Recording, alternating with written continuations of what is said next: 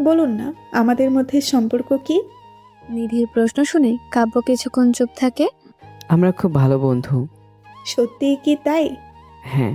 নিধি কিছুক্ষণ তাকিয়ে থেকে হেঁটে রুম থেকে বেরিয়ে যায়। এদিকে ডেভিল একটা বদ্ধ ভূমিতে হাঁটছে। সামনে একটা তান্ত্রিক। তান্ত্রিক তাকে দেখেই অনেক মন্ত্র পড়তে থাকে। তখনই তান্ত্রিকের সামনে আগুন থেকে একটা ছায়া তেড়ে আসে ডেভিলের দিকে। ডেভিল কাব্য হেসে ছায়াটাকে হাত দিয়ে ছুঁড়ে মারে দূরে। তান্ত্রিক এটা দেখে আরও মন্ত্র পড়তে থাকে। ডেভিল এবার ধীরে ধীরে নিজের আসল চেহারায় চলে আসে। তান্ত্রিক ভয়ে পালাতে থাকে। ডেভিল হেঁটেই তার পিছু নেয়। তান্ত্রিক সেই বদ্ধ ভূমি ছেড়ে হাইওয়েতে চলে আসে। হাত নেড়ে গাড়ি থামানোর চেষ্টা করে। ডেভিল কাছে চলে এসেছে। তখনই একটা ট্রাক থামে। তান্ত্রিক ট্রাকে উঠে পড়ে। ট্রাক চালককে ট্রাক চালাতে বললে কিন্তু ট্রাক চালক চেষ্টা করেও ট্রাক চালাতে পারে না। ট্রাকের টায়ার রাস্তায় ঘুরছে কিন্তু এগোচ্ছে না। ত্রান্তিক পেছনে তাকিয়ে দেখেন ডেভিল ট্রাক ধরে আছে। ত্রান্তিক ভয়ে ট্রাক থেকে নেমে দৌড় দেয়। সে দৌড় দিয়ে ট্রাকের সামনে যেতেই ডেভিল ট্রাক ছেড়ে দেয় আর সেটা ত্রান্তিকের ওপর দিয়ে চলে যায়। এদিকে পরের দিন সকালে নিধি ঘুমাচ্ছে। কাব্য দরজার বাইরে থেকে তাকিয়ে আছে। কাব্যের মনে পড়তে থাকে নিধির সাথে ভালো মুহূর্তগুলো। কিছুক্ষণ তাকিয়ে থেকে রান্নাঘরে চলে যায়। রান্না শেষ করে অফিসের কিছু কাজ শেষ করে নেয়। কাজ করতে করতে কাব্য একসময় ঘুমিয়ে পড়ে। নিধি ঘুম থেকে উঠে এসে দেখে কাব্য ঘুমিয়ে আছে আর তার মুখে রোদ লাগছে। নিধির কেন যেন খারাপ লাগে। নিধি এসে কাব্যের সামনে দাঁড়ায়। নিজের ডানা মেলে কাব্যকে ছায়া দেয়। তারপর কাছে এসে কাব্যের মাথায় হাত বুলিয়ে দেয়। কেন কাব্যের প্রতি তার এই টান সে বুঝতে পারছে না। একটু পর কাব্য উঠে দেখে নিধি তার পাশে বসে আছে। সরি, ঘুমিয়ে পড়েছিলাম। ঠিক আছে, আমার খিদে পেয়েছে। নাস্তা তো বানানোই আছে। আপনি ঘুমাচ্ছিলেন তাই? নিধি কাব্যের জন্য অপেক্ষা করছে। কাব্য একটু অবাক হয়ে যায়। তারপর কিছু না বলে দুজন নাস্তা করে নেয়। কাব্য নাস্তা শেষ করে রুমে গিয়ে কিছু কাজ শেষ করে নেয়। এরপর ফিরে এসে দেখে নিধি কি যেন দেখছে। কি দেখছেন? দেয়ালগুলো। দেয়াল দেখার কি আছে? দেয়ালগুলো একদম তেমনভাবেই সাজানো যেমনটা আমি চাই। জানি। কিভাবে জানেন? একভাবে জানি। কাব্য হেসে দেয়। হঠাৎ কাব্যের মাথায় একটা বুদ্ধি আসে। নিধি এখনো হিংসা অনুভব করে। তাই যদি সে হৃদির সাথে বেশি বেশি কথা বলে তাহলে হয়তো নিধির সব স্মৃতি ফিরে আসবে। এই ভেবে কাব্য পেরিয়ে যায়। ওইদিকে ডেভিল অনেক কষ্ট করে সে বোতলটা খুঁজে বের করে যাতে নিধি স্মৃতি বন্দি আছে। বোতলের মুখটা খুলে দিতেই একটা আলো বেরিয়ে যায়। আর এদিকে নিধি ধপ করে বসে পড়ে। ধীরে ধীরে তার সব মনে পড়ে। হেসে কাব্যকে খুঁজতে দরজার কাছে যেতেই শুনতে পায় কাব্য আর রিমির কথা। নিধি জ্বলে উঠবে তোমাকে দেখে। হ্যাঁ, তাহলে আজ আমি ডিনারে চলে আসবো। নিধি আরও কিছু কথা শুনতে পায় যা শুনে বুঝতে পারে কাব্য তাকে জ্বালাতে রিমিকে বাসায় আনবে। নিধিও হেসে দেয়। এবার কাব্যকেও একটু জ্বালাতে হবে। রাতে কাব্য, রিমি আর নিধি খেতে বসে। নিধি চুপচাপ বসে আছে। নাও রিমি। ধন্যবাদ কাব্য। দুজন খুব মিষ্টি মিষ্টি কথা বলে। নিধি কিছুই বলছে না। রিমি খাবার মুখে নিয়েই স্তব্ধ হয়ে যায়। এরপর রিমি চিৎকার দিয়ে ওঠে ঝাল ঝাল বলে। এরপর দ্রুত বাসা থেকে বেরিয়ে যায়। কাব্য কিছু বলতে গিয়েও পারল না। কাব্যও খাবার মুখে দেয়। সেও লাফিয়ে ওঠে, খাবারে অনেক ঝাল। নিধি হেসে ওঠে। কাব্য পানি খেয়েও লাফাতে থাকে। নিধি উঠে কাব্যকে দেওয়ালের সাথে চেপে ধরে। কাব্যের মুখ লাল হয়ে গেছে ঝালে। নিধি কিছু না বলেই কাব্যের ঠোঁটে গভীর চুমু দেয়। কাব্য চোখ বুজে ফেলে, যেন সব ঝাল কোথাও চলে গেছে। নিধি চুমু দেওয়া শেষ করে কাব্যকে শক্ত করে জড়িয়ে ধরে। তোমায়। সব মনে পড়েছে। কিন্তু কি? বলার আগে কাব্যের চোখ পড়ে পেছনের জানালার দিকে। বাইরে ডেভিল দাঁড়িয়ে আছে আর চোখ মাথা নাড়ে। কাব্য হেসে তাকে ইশারা দিয়ে নিধিকে শক্ত করে বুকে জড়িয়ে ধরে। ডেভিল হেসে চলে যায়। রাতে কাব্য শুয়ে আছে আর তার ওপর নিধি শুয়ে আছে। স্যার, রিমিকে ইনভাইট করার খুব ইচ্ছে ছিল, তাই না? সেটা তো তোমাকে জ্বালানোর জন্য। আমিও কাউকে আনি। কাব্য রেগে উঠে যাবে তখনই নিধি কাব্যের হাত টেনে নিজের কোমরে রাখে। মাখনের মতো কোমরে হাত পড়তেই কাব্য যেন গলে যায়। কাব্যের হাত কাঁপছে। কাব্য হাত সরাতে চেষ্টা করলে নিধি হাত চেপে ধরে। আজ সরাবে না। নিধি কাব্যকে চুমু দিতে থাকে। নিধি উঠে লাইট অফ করে শাড়িটা নামিয়ে কাব্যকে জড়িয়ে ধরে। পরের দিন সকালে কাব্য ঘুম থেকে উঠে দেখে নিধি আয়নার সামনে দাঁড়িয়ে আছে। কাব্য উঠে পেছন থেকে জড়িয়ে ধরে। মিস্টার, ঘুম হলো? হুম। কাব্য নিধির গালে একটা চুমু দেয়। নিধি হেসে ওঠে ওইদিকে। খুব শিগগিরই এই পরীর পেটে আসবে একটা বাচ্চা, সেই বাচ্চা আমার চাই। কাব্যের বাসায় নিধি বসে আছে আর কাব্য পেছনে বসে নিধির চুলে তেল দিয়ে বেঁধে দিতে থাকে। কাব্য, হ্যাঁ, তোমাকে পেয়ে আমি বুঝেছি। আইসক্রিম খাবে তাই না? হুম। কাব্য হেসে চুল বাঁধা শেষ করে ফ্রিজ থেকে আইসক্রিম নিয়ে আসে। এভাবে কেটে যায় প্রায় 2 মাস। একদিন রাতে কাব্য কাজ শেষ করে বাসায় ফিরে দেখে সব লাইট অফ। রুম থেকে আলো আসছে। কাব্য রুমে এসে দেখে নিধির শরীরের আলো, কিন্তু নিধি অঝরে কেঁদে চলেছে। কাব্য তার কাছে যেতেই উঠে দৌড়ে কাব্যকে জড়িয়ে ধরে কাঁদতে থাকে। কাব্যের বুকের ভেতর ধক করে ওঠে। নিধির কি হলো? নতুন কোনো বিপদ নাকি অন্য কিছু? নিধির কান্না দেখে কাব্য ঘাবড়ে যায়। নিধিকে শান্ত করে বিছানায় বসিয়ে দেয়।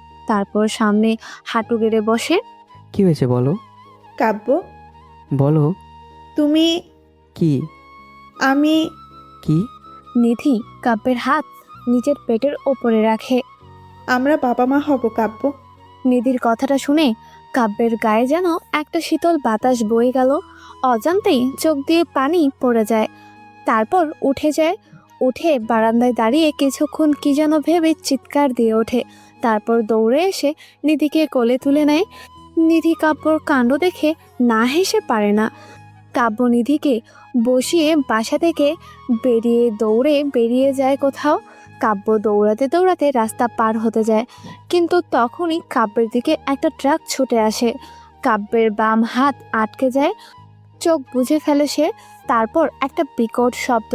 কাব্য চোখ বন্ধ করে দেখে সে গাছের ডালে বসে আছে। তার পাশে বসে আছে ডেভিল। সাবধানে। ভাই নিধির বেবি হবে। কথাটা শুনে ডেভিল মুচকি হাসে। মিষ্টি কই? আনতে যাচ্ছিলাম। বাহ বেবি, দুনিয়ায় আসতে এই খবর শুনে তার বাবা দুনিয়ায় ছেড়ে দিত। মাকেও কল দিয়েছিলাম, তারাও আসছে। ডেভিলের মুখ কেমন ফ্যাকাশে হয়ে যায়। হালকা হেসে মাথা নাড়ে। কাব্য গাছ থেকে নেমে যায়। চল। একটু পর যাব, কিছু কাজ শেষ করে নেই। কাব্য মাথা নেড়ে চলে যায়। কাব্য মিষ্টি কিনে ছুটে বাসায় আসে। বাসায় এসে দেখে মা আর কয়েকজন আত্মীয় চলে এসেছে আর নিধিকে ধরে বসে আছে। কাব্য দরজার বাইরে থেকে তাকিয়ে আছে। মা কাব্যকে দেখে কাব্যকে ডেকে বুকে টেনে নেয়। বাহ, আমি বাদ।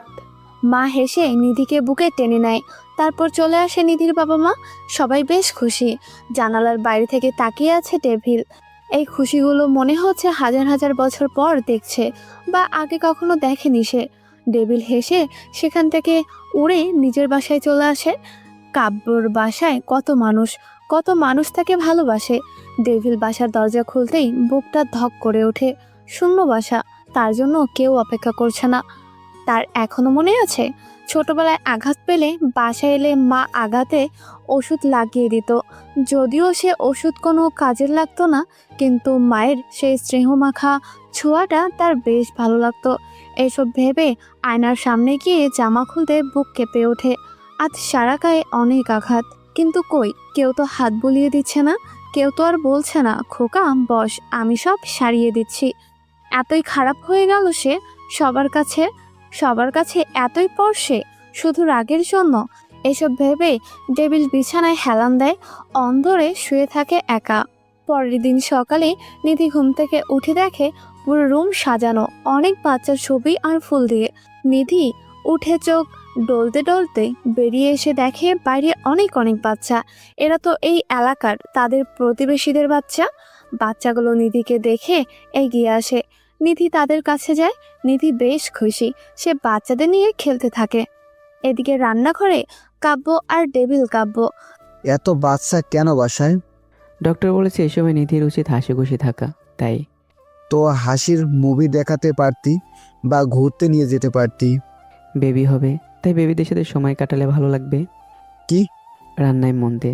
আমি রান্না পারি না। আমি বলছি তুই কর। কাব্য আর ডেভিল রান্না করতে থাকে। দুপুরে সব আত্মীয় আসবে। কিছুক্ষণের মধ্যেই ডেভিল বিরক্ত হয়ে যায় কাব্যের কথায়। একটা কাজ কর, তুই নিধির কাছে যা, রান্না কি করবে? হয়ে যাবে। শিওর? তোর বকবক শোনার থেকে রান্না করা সহজ। কাব্য হেসে বেরিয়ে আসে। ডেভিল হাঁপ ছেড়ে বাঁচে যেন। কাব্য বেরিয়ে দেখে নিধি বাচ্চাদের নিয়ে বেশ ভালোই আড্ডা জমিয়েছে। কাব্য দূর থেকে দাঁড়িয়ে নিধির হাসি দেখতে থাকে। দুপুরের দিকে এক এক করে সব আত্মীয় আসতে থাকে। নিধি কাজ করতে চাইলেও কাব্য সেটা দেয় না। এক এক করে সবাইকে খাবার কাব্য আর ডেভিলই দেয়। দুপুরে বেশ ভালো একটা আড্ডা হয়। এরপর প্রায় নিধিকে কিছু না কিছু নিধিকে উপহার দেয়। দুপুরে এসবের পর সবাই চলে যায়। নিধি রুমে গিয়ে দেখে কাব্য আর ডেভিল পাশাপাশি শুয়ে ঘুমিয়ে আছে। আজ বেশ খেটেছে। প্রথমবার ডেভিলকে দেখছে তা নয়, তবে আজই সামনে থেকে দেখছে। দুজন একদম এক। নিধি হেসে তাদের ঘুমাতে দিয়ে অন্য রুমে চলে যায়। ঘুম থেকে উঠে কাব্য দেখে ডেভিল নেই। কাব্য উঠে রুমের বাইরে গিয়ে দেখে নিধি দাঁড়িয়ে আছে। এখানে কি করছো? ভাবছি তোমরা দু ভাই একই রকম। তুমি ডেভিলকে? হ্যাঁ, অনেকবারই দেখেছি, শুধু বলিনি। আমরা একই রকম দেখতে। কিন্তু এটাই বুঝলাম না, তুমি মানুষ কিন্তু ও তো। ছাড়ো, পরে বলবো। আচ্ছা শোনো না, আমার টক খেতে ইচ্ছে করছে। আমি জানতাম এটা তুমি একসময় বলবেই। আর তাই? তাই কি? হঠাৎ বাইরের শব্দ হয়। নিধি বাইরে তাকিয়ে দেখে বাইরে একটা বড় বস্তা পড়ে আছে। নিধি তার শক্তি দিয়ে বস্তাটা এনে বাসায় রেখে মুখ খুলতেই দেখে ভেতরে কাঁচা আম, তেঁতুল আর কত টক খাবার আছে। সব সেখানেই। নিধি হ্যাবলা হয়ে কাব্যের দিকে তাকায়। কি? পাগল। কাব্য হেসে দেয়। রাতে নিধি বারান্দায় বসে তেঁতুল খাচ্ছে আর কাব্য কি যেন কাজ করছে। হঠাৎ নিধি বারান্দা থেকে এসে কাব্যের কোলে বসে। কাব্য তাকে জড়িয়ে ধরে কাজ করতে থাকে। আমাদের বেবি মেয়ে হলে খুশি নাকি ছেলে? সুস্থ হলে। কি? ছেলে আর মেয়ে যাই হোক, সে যেন সুস্থ হয় তাহলেই হবে। মানুষ তো ছেলে চায়, কেউ মেয়ে। এটা নিচু মানসিকতা। ছেলে মেয়ে ভালো খারাপ বাবা মায়ের জন্য হয়, তারা ছেলে বা মেয়ে বলে না। কিন্তু মানুষের সমাজ তো মেয়েদের। এটাও আমাদের ধারণা। কেউ মেয়েদের খুশি করতে মেয়েদের পক্ষ নেয়, আর কেউ এটা দেখে অন্যরা ছেলেদের কষ্ট তুলে ধরে। আর ছেলে আর মেয়ের কষ্ট তুলনা করা যায় না। নিধি কাব্যের বুকে মাথা গুজে রাখে। নিধি কাব্যের বুকেই ঘুমিয়ে পড়ে। পরের দিন সকালে কাব্য ঘুম থেকে উঠেই অবাক। নিধির আরেক অদ্ভুত কাণ্ড। এবার কি করলো নিধিটা? কাব্য উঠে দেখে নিধি সামনে দাঁড়িয়ে আছে আর ঘরে চারদিকে গাছ। ঘরের এই অবস্থা কেন? ভাবলাম ছাদটা ফাঁকা আছে, তাই নিয়ে এলাম। তুমি বাইরে গিয়েছিলে? না, তাহলে? আমি পড়ি কাব্য, আমার বাইরে যেতে কেন হবে? আচ্ছা, এখন ওঠো, গাছগুলো ছাদে লাগিয়ে দেবে। তুমি যদি এই গাছগুলো কিছু না করে নিয়ে আসতে পারো, তাহলে এগুলো ছাদে কেন নিতে পারবে না? ভালো বলেছো। নিধি হাত বাড়িয়ে দিতেই গাছগুলো উধাও হয়ে যায়। কাব্য উঠে ফ্রেশ হয়ে আসে, তারপর রান্নাঘরে চলে যায়। নিধি এদিকে ওদিকে হাঁটতে থাকে। কিছুক্ষণ পর নিধি এসে কাব্যের পাশে বসে। কিছু বলবা? ফুচকা খাবো। এখন? এখনই? হাতের কাজ শেষ করি। একদম না, চলো। নিধি কাব্যকে টেনে নিয়ে যায়। বাইরে এসে কাব্য আর নিধি চলে আসে ফুচকা খেতে। ফুচকার দোকানে গিয়ে নিধি একের পর এক ফুচকা খেতে থাকে, কিন্তু কাব্য শুধু তাকিয়েই থাকে। তার এসব বেশি পছন্দ না। নিধির খাওয়া হলে নিধি আর কাব্য পেরিয়ে যায়। এরপর রাস্তায় আসতেই ওই কি? আইসক্রিম খাবো। মাত্রই তো ফুচকা খেলে। তো কিছু না। চলো। আচ্ছা। নিধি কাব্যকে টেনে নিয়ে যায়। এবার দুটো আইসক্রিম একসাথে খেতে থাকে নিধি। কাব্য এবারও তাকিয়ে থাকে। খাওয়া শেষ করে নিধির ইচ্ছে হয় আজ সারাদিন সে ঘুরবে। কাব্য বারবার না করলেও সে শুনবে না, তাই কাব্য আর কিছু বলল না। সারাদিন দুজন এদিকে ওদিকে ঘুরে বেড়ায়। নিধি তো সহজে ক্লান্ত হবে না, কিন্তু কাব্য অনেক ক্লান্ত হয়ে যায়। শেষে দুজন রাতে বাসায় ফেরে। বাসায় ঢুকতেই কাব্য আর নিধি বুঝতে পারে বাসায় কেউ ঢুকেছে। টেবিলে রেখে যাওয়া খাবারগুলো কেউ খেয়েছে, আর সোফার সামনে টি টেবিলে একটা আপেল রাখা, যাতে কেউ কামড় দিয়েছে। কাব্য আর নিধি অবাক হয়ে যায়। এই সময় ডেভিল না, সে তো আসার কথা না, তাহলে কে? কাব্য ধীরে ধীরে এদিকে ওদিকে দেখতে থাকে, আর নিধি সোজা রুমের দিকে যায়। রুমে গিয়ে নিধি আটকে ওঠে। তুমি? কাব্য নিধির কথা শুনে কাব্য ছুটে আসে। রুমের দিকে তাকিয়ে সেও অবাক। রুমে এক চেয়ারে বসে অন্য চেয়ারে পা দিয়ে বসে আছে একটা মেয়ে। লম্বা চুল, নীল চোখ, পরনে জিন্স আর শার্ট আর জ্যাকেট, আর হাতে একটা আপেল। নিধিকে দেখেই মেয়েটা হালকা হেসে উঠে নিধির সামনে আসে। কি, আমাকে দেখে খুশি হওনি ছোট বোন? একদম না। নিধি আর মেয়েটা একে অপরের দিকে তাকিয়ে থাকে। রাতে সোফায় বসে আছে মেয়েটা আর নিধি, পাশে দাঁড়িয়ে আছে কাব্য। তো কি মনে করে এখানে? মা বলল তোর ছোট বোনের খেয়াল রাখতে হবে, তাই চলে এলাম। এই হ্যান্ডসামটাকে? আমার বর কাব্য, আর কাব্য ও আমার বড় বোন নীরা। নীরা উঠতেই কাব্যকে জড়িয়ে ধরে। নিধির চোখ বড় বড় হয়ে যায়। হাই কাব্য। কাব্য কিছু বুঝলো না। সে তো অবাক, কারণ এই নীরা তো একদম আধুনিক। পরীরা এত আধুনিক হয়? আর নীরা তো প্রথম দেখাতেই তো জড়িয়ে ধরলো। সামনে কি করে কে জানে। এটা কি হলো? একটা সাধারণ হাক। কামন নিধি, এখনো তুমি পুরনোয় রয়ে গেলে। আমি ঠিক আছি এভাবেই। আর তুমি যাবে কবে? তোমার বেবি হবার পর। ততদিন তুমি আর তোমার এই বেবি আমার দখলে। চলো হ্যান্ডসাম, রুমটা দেখাও। নীলা কাব্যের কলার টান দিয়ে নিয়ে যায়। নিধি রেগে আগুন। কিছুক্ষণ পর নিধি রুমে বসে আছে। কাব্য রুমে এসে পাশে দাঁড়ায়। এটা তোমার বোন? হুম, খুব সুন্দর, তাই না? হ্যাঁ, হটও, তাই না? না মানে? বলতে হবে না, আমি জানি। তুমি রেগে যাচ্ছ কেন? রাগ করছি? আমি রাগ করছি? একদমই না। যাও শুয়ে ঘুমাও। ওয়েট, শুয়ে তো ঘুমাবো, বসে কেউ ঘুমায় নাকি? বলেই কাব্য হাসতে যাবে, তখনই নিধির রাগী মুখ দেখে থেমে যায়। কাব্য চুপচাপ শুয়ে পড়ে। নিধিও শুয়ে পড়ে। পরের দিন সকালে নিধি উঠে রান্নাঘরে গিয়ে দেখে নীরা রান্নাঘরে। তার থেকে বড় কথা, তার পরনে একটা টি শার্ট আর হাফ জিন্স প্যান্ট। নিধি অবাক হয়ে দ্রুত গিয়ে তার কাছে দাঁড়ায়। এটা কি হচ্ছে? কেন? রান্না। তুমি রান্না করবে কেন? আর এই পোশাক কেন? কেন? তোমার বরের কন্ট্রোল হবে না? নাই হবার কথা। এত হট পরীর দেহ এইভাবে কতজনই দেখে সহ্য করতে পারে? বলেই নীরা মুচকে হাসে। হঠাৎ নিধি শুনতে পায় কাব্য রুম থেকে বেরিয়ে এদিকেই আসছে। কাব্য রান্নাঘরে আসে। নীরা তার দিকে এগিয়ে আসে। গুড মর্নিং কাব্য। হুম। বলেই কাব্য ফ্রিজ থেকে পানি বের করে নিয়ে চলে যায়। নীরা অবাক।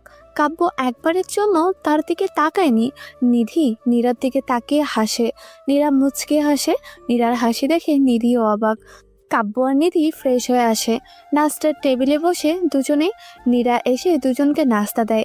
কাব্য খাবার মুখে দিয়ে চোখ বড় করে ফেলে। বাহ, বেশ ভালো। অনেকদিন পর এমন নাস্তা খেলাম।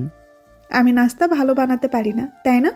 আমি তো নীরা, ও তো সত্যিটা বললো। তুমি রিয়াক্ট করছো কেন? নিধি নাক লাল করে নাস্তা খেতে থাকে। কাব্য দুই বোনের মাঝে ফেসে যায়। এর থেকে বাঁচতে কাব্য বাহানা দিয়ে পেরিয়ে যায়।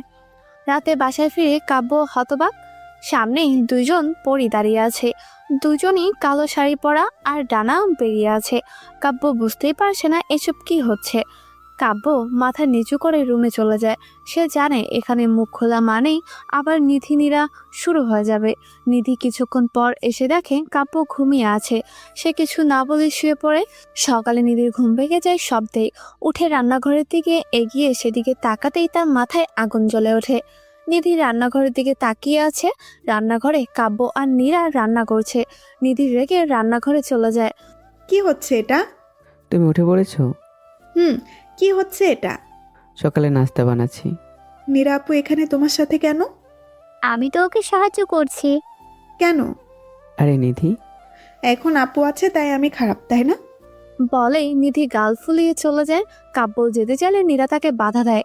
বাদ দাও, ও ছোটবেলা থেকে এমন। একটু পর দেখবে আবার এসে এখানে ঘুরঘুর করবে।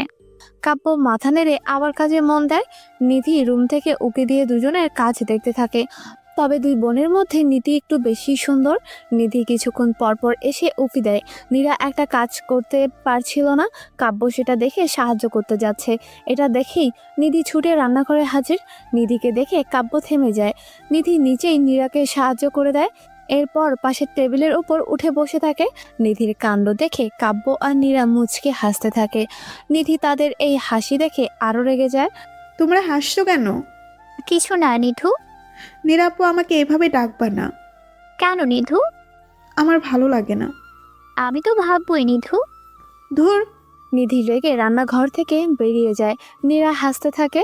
কিছু বললেও রেগে যায় কেন? নিধি ছোটবেলায় খুব বাজে ছিল, আমাদের পরিবারের সবচেয়ে দুষ্ট সদস্য।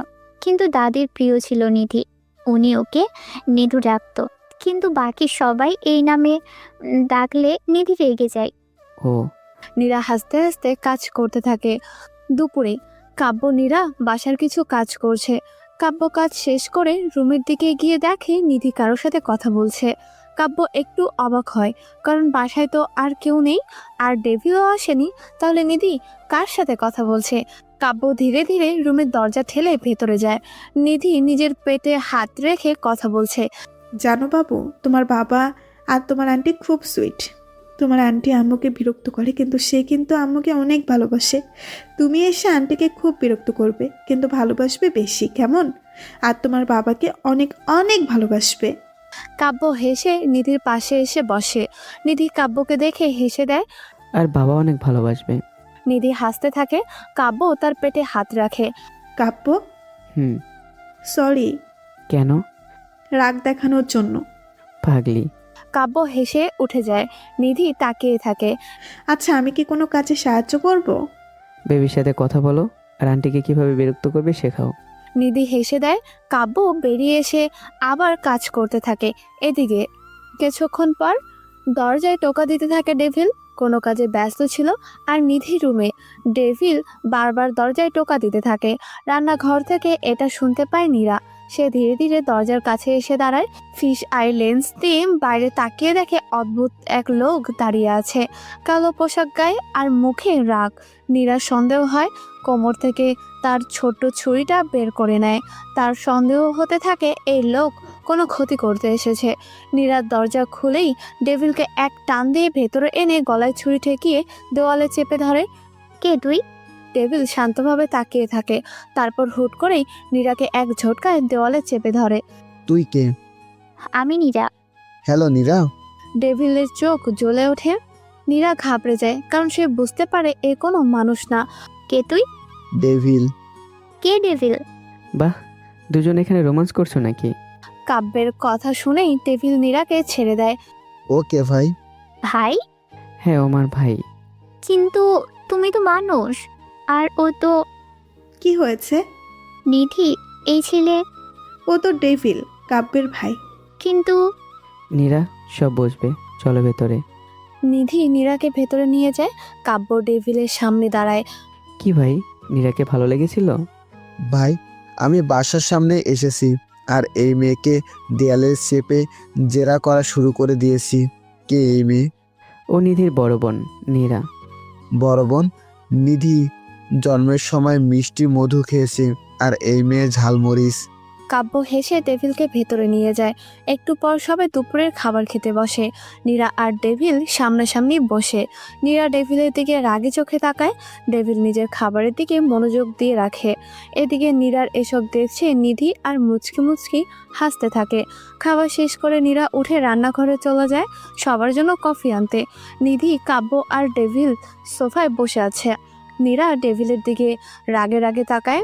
এরপর ডেভিলের কফিতে ইচ্ছে করে মরিচের গুঁড়া মিশিয়ে ঝাল বানিয়ে ফেলে। নীরা সবার জন্য কফি নিয়ে আসে। বাহ, কফি! আপু ভালো কফি বানাতে পারে। তাহলে তো টেস্ট করতেই হয়। নীরা সবাইকে কফি দেয়। সবার শেষে ডেভিলকে কফি দেয়। তারপর সে গিয়ে বসে কফি নিয়ে। সবাই এক এক করে কফিতে চুমুক দেয়। চুমুক দিয়ে সবাই মুগ্ধ। বেশ ভালো কফি।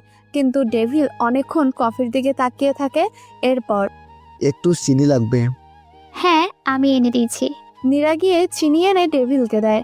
ডেভিল 1 চামচ চিনি নেয়, কিন্তু নীরা জানে এত ঝাল দিয়েছে যে 1 চামচ চিনিতে কিছুই হবে না।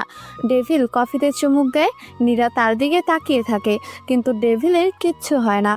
নীরা অবাক। নীরা বুঝলো না কেন ডেভিলের ঝাল লাগলো না। নীরা এবার নিজের কাপে চুমুক দিতেই বুঝলো আসল ঘটনা। ডেভিল কাপ বদলে দিয়েছে, ঝালটা এখন সে টের পাচ্ছে। নীরা মুখ চেপে দ্রুত উঠে চলে যায়। ডেভিল নিজের মতো কফি শেষ করতে থাকে। কি হলো ওর? জানি না।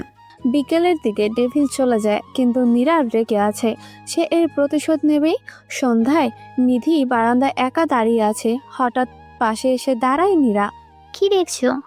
আমাদের বাসা থেকেও আকাশ এটা এমনই দেখায়, তাই না আপু? হয়তো। হ্যাঁ। কিছু বলতে চাও? তুমি কাউকে ভালোবেসে নাও না কেন? নিধি, আমি এসবে বিশ্বাস করি না। কিন্তু আজ আমার মনে হলো ভিন্ন কিছু। তুমি কি ওই ডেভিলের? হ্যাঁ। একদম না। ওই পর্যায়টাকে তো আমি মজা দেখাবই। কি হলো? না, কিছু না। আমি যাই, বিশ্রাম নেই।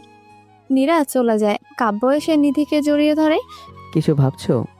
মনে হচ্ছে নতুন কোনো কিছু সূচনা ঘটবে। ভালো তো। হুম। নিধি কাব্যকে জড়িয়ে ধরে থাকে। এদিকে ডেভিল জানালার পাশে দাঁড়িয়ে আছে, আর কাকতালীয়ভাবে নীরাও তার রুমের জানালার পাশে দাঁড়িয়ে আছে। আমার যে করেই হোক ওই পরীর পেটের সন্তান লাগবে, যে করেই হোক। বলেই লোকটা হেসে ওঠে আগুনের সামনে, কিন্তু তার সামনে বড় ধাঁধা হয়ে আছে ডেভিল আর নীরা। কি ঘটবে এরপর? সকালবেলা নীরা দরজার সামনে হাঁটাহাঁটি করছে। নিধি রুম থেকে বেরিয়ে দেখে নীরা একভাবে দরজার দিকে তাকিয়ে হাঁটাহাঁটি করছে। সে ধীরে ধীরে নীরার কাছে আসে। নীরার কাঁধে হাত দিতেই নীরা লাফিয়ে ওঠে। কি হলো আপু? কই, কিছু না তো। এখানে কি করছো? না, কিছু না। সত্যি? ওই বজ্জাতটা আজ আসবে না? ডেভিল? হ্যাঁ, ওই বজ্জাতটা। হয়তো না, ও তো মাঝে মাঝে আসে। ও থাকে কোথায় জানো? কিন্তু কেন? না, এমনি শাস্তি দিব। নাকি প্রেম করতে? ধুর, না। নিধি, তুই একটু রুমে যা তো। কেন আপু? যা না। নিধি কিছুটা বলে মাথা নাড়ে, তারপর রুমে চলে যায়। নিধি রুমে চলে যেতেই নীরা ঘুরে তার পেছনে থাকা একটা ছায়ার গলা চেপে তুলে ধরে। তার ডানা বেরিয়ে আসে আর চোখ জ্বলজ্বল করতে থাকে। নিধির থেকে নীরার শক্তি বেশি, তার শক্তি চুলও প্রকাশ পাচ্ছে। নীরা রেগে ছায়াটাকে শূন্য তুলে ধরে। আমার বোন আর ওর পরিবারের ক্ষতি করতে হলে আগে আমাকে পার করতে হবে। ছায়াটাকে পুড়িয়ে ছাই করে দেয় সে। তারপর শান্ত হয়ে বেরিয়ে যায়। রাস্তা দিয়ে হাঁটতে হাঁটতে একটা জায়গায় এসে দেখে একটা ছোট মেয়ে ফুল বিক্রি করছে। মেয়েটা বেশ কিউট। নীরা সেদিকে হাঁটা শুরু করে, কিন্তু তখনই সে দেখলো মেয়েটার কাছে দাঁড়িয়ে আছে ডেভিল। ডেভিল কিছু না বলে অনেকগুলো টাকা দিয়ে মেয়েটার থেকে ফুলগুলো কিনে নেয়। তারপর হাঁটা শুরু করে। নীরা তার পিছু নিতে থাকে। ডেভিল একটা জায়গায় এসে থামে, তারপর ফুলগুলো একদিকে ছুঁড়ে মারে। নীরা দেখে ফুলগুলো উড়ে একটা ছেলের হাতে পড়ে, যে তার প্রেমিকার রাগ কমাতে ব্যস্ত। ছেলেটার হাতে ফুল দেখে মেয়েটা খুশি হয়ে হেসে দেয়। হেসে ছেলেটাকে জড়িয়ে ধরে। এই ঘটনা দেখতে দেখতে একটা সাইকেলওয়ালা ভুলে রাস্তার মোড়ে চলে আসে, আর অন্য দিক থেকে আসা একটা ট্রাক তাকে বাঁচাতে ট্রাক আচমকা ঘুরিয়ে নেয়। ঘোরাতে উল্টো দিক থেকে আসা একটা প্রাইভেট গাড়ির গায়ে আঘাত করে, আর সেই গাড়িটা এত জোরে ধাক্কা খায় যে ড্রাইভার ছিটকে বাইরে এসে পড়ে, আর তখনই মারা যায়। ডেভিল তখন ঠিক তার পাশেই দাঁড়িয়ে। ডেভিল বসে তার চোখ বন্ধ করে হেসে হাঁটা শুরু করে। নীরা ঘটনাগুলো দেখে অবাক। এটা কি কাকতালীয়? নীরা ডেভিলের পিছু নেয়। ডেভিল সোজা বাসায় চলে আসে। নীরাও তার পিছু নিয়ে বাসায় আসে। ডেভিল এসে ফ্রেশ হতে চলে যায়। নীরা তার পরিচয় জানতে রুমের এদিক ওদিক কিছু খুঁজতে থাকে, কিন্তু বাসায় তেমন কিচ্ছু নেই, তবে বেশ ভালোভাবে সাজানো। নীরা কিছুতেই কিছু খুঁজে পায় না। হঠাৎ সে ঘুরতেই ডেভিল তাকে দেওয়ালে চেপে ধরে। নীরা চমকে ওঠে। তারপর দেখে ডেভিল খালি গায়ে, এখনও শরীর ভিজে। ডেভিলের শরীর তাকে বেশ টানতে থাকে, কিন্তু নীরা নিজেকে সামলে নেয়। ডেভিল তার খুব কাছে চলে আসে। নীরার ঠোঁট কাঁপতে থাকে। এখানে তুমি কি করছো? কে তুমি? ডেভিল। কতবার বলবো? আমাকে ছাড়ো। আমার বাসায় কি করছো লুকিয়ে? কাজে এসেছিলাম। কি কাজ? নিধি বলল তোমার কোনো কিছু লাগবে কিনা জিজ্ঞেস করতে। সেটা ফোনেও বলা যায়। যাই, কিন্তু আমি ফোন এখনো ইউজ করিনি। নিধি তো করে। এত কথা বুঝি না, ছাড়ো আমাকে। ডেভিল মাথা নেড়ে আরও কাছে চলে আসে। জানি না কেন তোমার চোখে আমি আমার মরণ দেখতে পাচ্ছি। নীরা ডেভিলের চোখে তাকে হঠাৎ বলে। ও নীরা হুঁশ ফিরে আসে। ছাড়ো, না হলে। তাহলে? নীরা তার ডানা বের করে। এটা দেখে ডেভিল হেসে তার নিজের ডানা মেলে দেয়। সেগুলো নীরার ডানার থেকেও বড়। নীরা হা করে তাকিয়ে থাকে। এরপর ডেভিল নিজেই নীরাকে ছেড়ে দেয়। নীরা দ্রুত বেরিয়ে যায়। ডেভিল মাথা নেড়ে আবার চলে যায় চেঞ্জ করতে। নীরা বাসায় এসে রুমে গিয়ে দরজা বন্ধ করে। চোখ বন্ধ করতেই ডেভিলের সাথে মুহূর্তগুলো মনে পড়ে তার। অজান্তেই হাসতে থাকে সে। বিছানায় শুয়ে একটা বালিশকে বুকে চেপে ধরে। একদিকে নিধি বিছানায় মুখ গোমরা করে বসে আছে, কাব্য পাশে বসে আছে। আরে কি হয়েছে বলবে তো? জানি না, তো মুড অফ করে রেখেছো কেন? আমার ইচ্ছে, কোলে নাও। তুমি বাচ্চা। হ্যাঁ, আমি বাচ্চা, নাও কোলে। কাব্য হেসে নিধিকে কোলে তুলে নেয়। চলো বারান্দায়। কাব্য নিধিকে নিয়ে বারান্দায় গিয়ে দাঁড়ায়। নিধি কাব্যের গলা জড়িয়ে ধরে থাকে। সন্ধ্যায় নিধি নীরা টিভি দেখছে, কাব্য রুমে কাজ করছে। আচ্ছা নিধি, হুম, ডেভিল এমন কেন? নিধি মুচকে হাসে। কেমন? এই রাগী, চুপচাপ আর আর কি? সিডিউকটিভ। আচ্ছা, তুমি কিভাবে বুঝলে? যা বললাম বলো। ও এমনই। সব সময় থেকেই? হুম। আচ্ছা। একদিনে নিরাপুর আগ্রহ টেবিলের প্রতি। ধুর, এমন কিছু না। কাব্য কই? কাজ করছে। আইসক্রিম খেতে ইচ্ছে করছে। ওই ডেভিলকে বলো তো নিয়ে আসতে। ওকে আইসক্রিম আনতে বলো। হ্যাঁ, প্রবলেম কি? আচ্ছা। নিধি হেসে ডেভিলকে কল দেয়। কিছুক্ষণ পর দরজায় টোকা পড়তেই নীরা ছুটে যায়। নিধি অবাক। নীরা দরজা খুলে দেখে ডেভিল আইসক্রিম হাতে নিয়ে দাঁড়িয়ে আছে। নীরা হাত থেকে আইসক্রিম নিয়ে নেয়। আর শোন, ডেভিল কিছু না বলে ভেতরে যায়। নীরা আর নিধি আইসক্রিম খেতে থাকে। আর ডেভিল রান্নাঘরে গিয়ে এক বোতল পানি হাতে নেয়। বোতলে চুমুক দিতেই নীরা হাজির। এসেই বোতলে চাপ দেয়। চাপ লাগায় বোতলের পানি ডেভিলের গায়ে। ডেভিল বিরক্ত নিয়ে তাকায়। নীরা হাসতে থাকে। ডেভিল কিছু বলতে গিয়েও বলল না। ডেভিল রান্নাঘর থেকে বের হবে, তখনই নীরা বাধা দেয়। আমি নীরা, আমার সাথে কেউ পেরে উঠছে না। আচ্ছা। বলেই নীরার দুই হাত পেছনে চেপে ধরে ডেভিল। ছাড়ো আমাকে। আর আমি ডেভিল, আমার হাত থেকে বাঁচা এত সহজ না। বলেই বোতলের বাকি পানি নীরার মাথায় ঢেলে দেয় ডেভিল। এরপর ডেভিল কাব্যের রুমে চলে যায়। নিধি হাসতে হাসতে রান্নাঘরে আসে। নীরা ভিজে রেগে এক অবস্থা। দাঁড়া, দেখাচ্ছি। নীরা গিয়ে কিছু একটা করে আবার ফিরে আসে। কি করে এলে তুমি? দেখো খালি। হঠাৎ কারো পড়ে যাওয়ার শব্দ হয়। নীরা নিধিকে নিয়ে সেখানে গিয়ে দেখে ডেভিল দাঁড়িয়ে আছে আর পাশে কাব্য পড়ে আছে। আমি জানি না কাব্যর ভাগ্যেই কেন এমন হয়। নীরা রেগে ডেভিলের দিকে তাকায়। নিধি হাসছে। কি আর করার, কাব্যকে তুলে রুমে নেয়। এদিকে বাড়ির দিকে ধেয়ে আসছে এক কালো ধোঁয়া। কি হবে এরপর? নতুন কোনো জুটি বাঁধবে নাকি নতুন কোনো বিপদ আসবে? সকালবেলা নীরা উঠেই পাশে থেকে বেরিয়ে যায়। সোজা টেবিলের বসার সামনে লুকিয়ে থাকে কখন টেবিল বের হবে। হঠাৎ নীরার কাঁধে কেউ হাত দেয়। নীরা আঁতকে ওঠে। পেছনে তাকিয়ে দেখে ডেভিল দাঁড়িয়ে আছে। তুমি? এখানে কি? তোমার সাথে কিছু কাজ ছিল। বলো। চলো আমার সাথে। নীরা ডেভিলের হাত ধরে টেনে নিয়ে যায় পাশের একটা পুকুর পাড়ে। সেখানে দুজন বসে। দেখো, তোমার আমার কাজ একটাই, নিধির বাচ্চাকে সুস্থভাবে দুনিয়ায় আনা। এর মাঝে অনেক বাধা আসবে, তুমিও জানো। কাল রাতে আমি একটা কালো ছায়া বাড়ির চারপাশে দেখেছি। কেন যেন আমি চেয়েও পারছিলাম না সেটার কাছে যেতে। হয়তো একটু বেশি শক্তিশালী কিছু হতে পারে, তাই আমি ভাবছি যদি আমরা এক হয়ে কাজ করি। ডেভিল নীরার দিকে তাকায়। নীরা তাকিয়ে আছে নিচের দিকে। ঠিক আছে। নীরা খুশি হয়ে তাকায়। ডেভিল সামনের দিকে তাকিয়ে আছে। সত্যি? না, আমি একাই কাজ করতে পছন্দ করি। বলেই ডেভিল উঠে হেঁটে চলে যায়। নীরা রেগে আগুন। ডেভিল তাকে না করলো। নীরা চুপ হয়ে বসে থাকে। এদিকে বাসায় নিধির ঘুম ভেঙে যায় শব্দে। উঠে দেখে কাব্য কি যেন করছে। কি করছো? এই কিছু না, টুকটাক কাজ। কেন জানি আমার ভালো লাগছে না। চিন্তা করছো কেন? সব ঠিক হয়ে যাবে। নিধি কাব্যকে জড়িয়ে ধরে থাকে। কাব্য হেসে তাকে বুকে চেপে ধরে। এভাবে কেটে যায় কয়েক মাস। বেবি এখন পেটে কি কোমারে।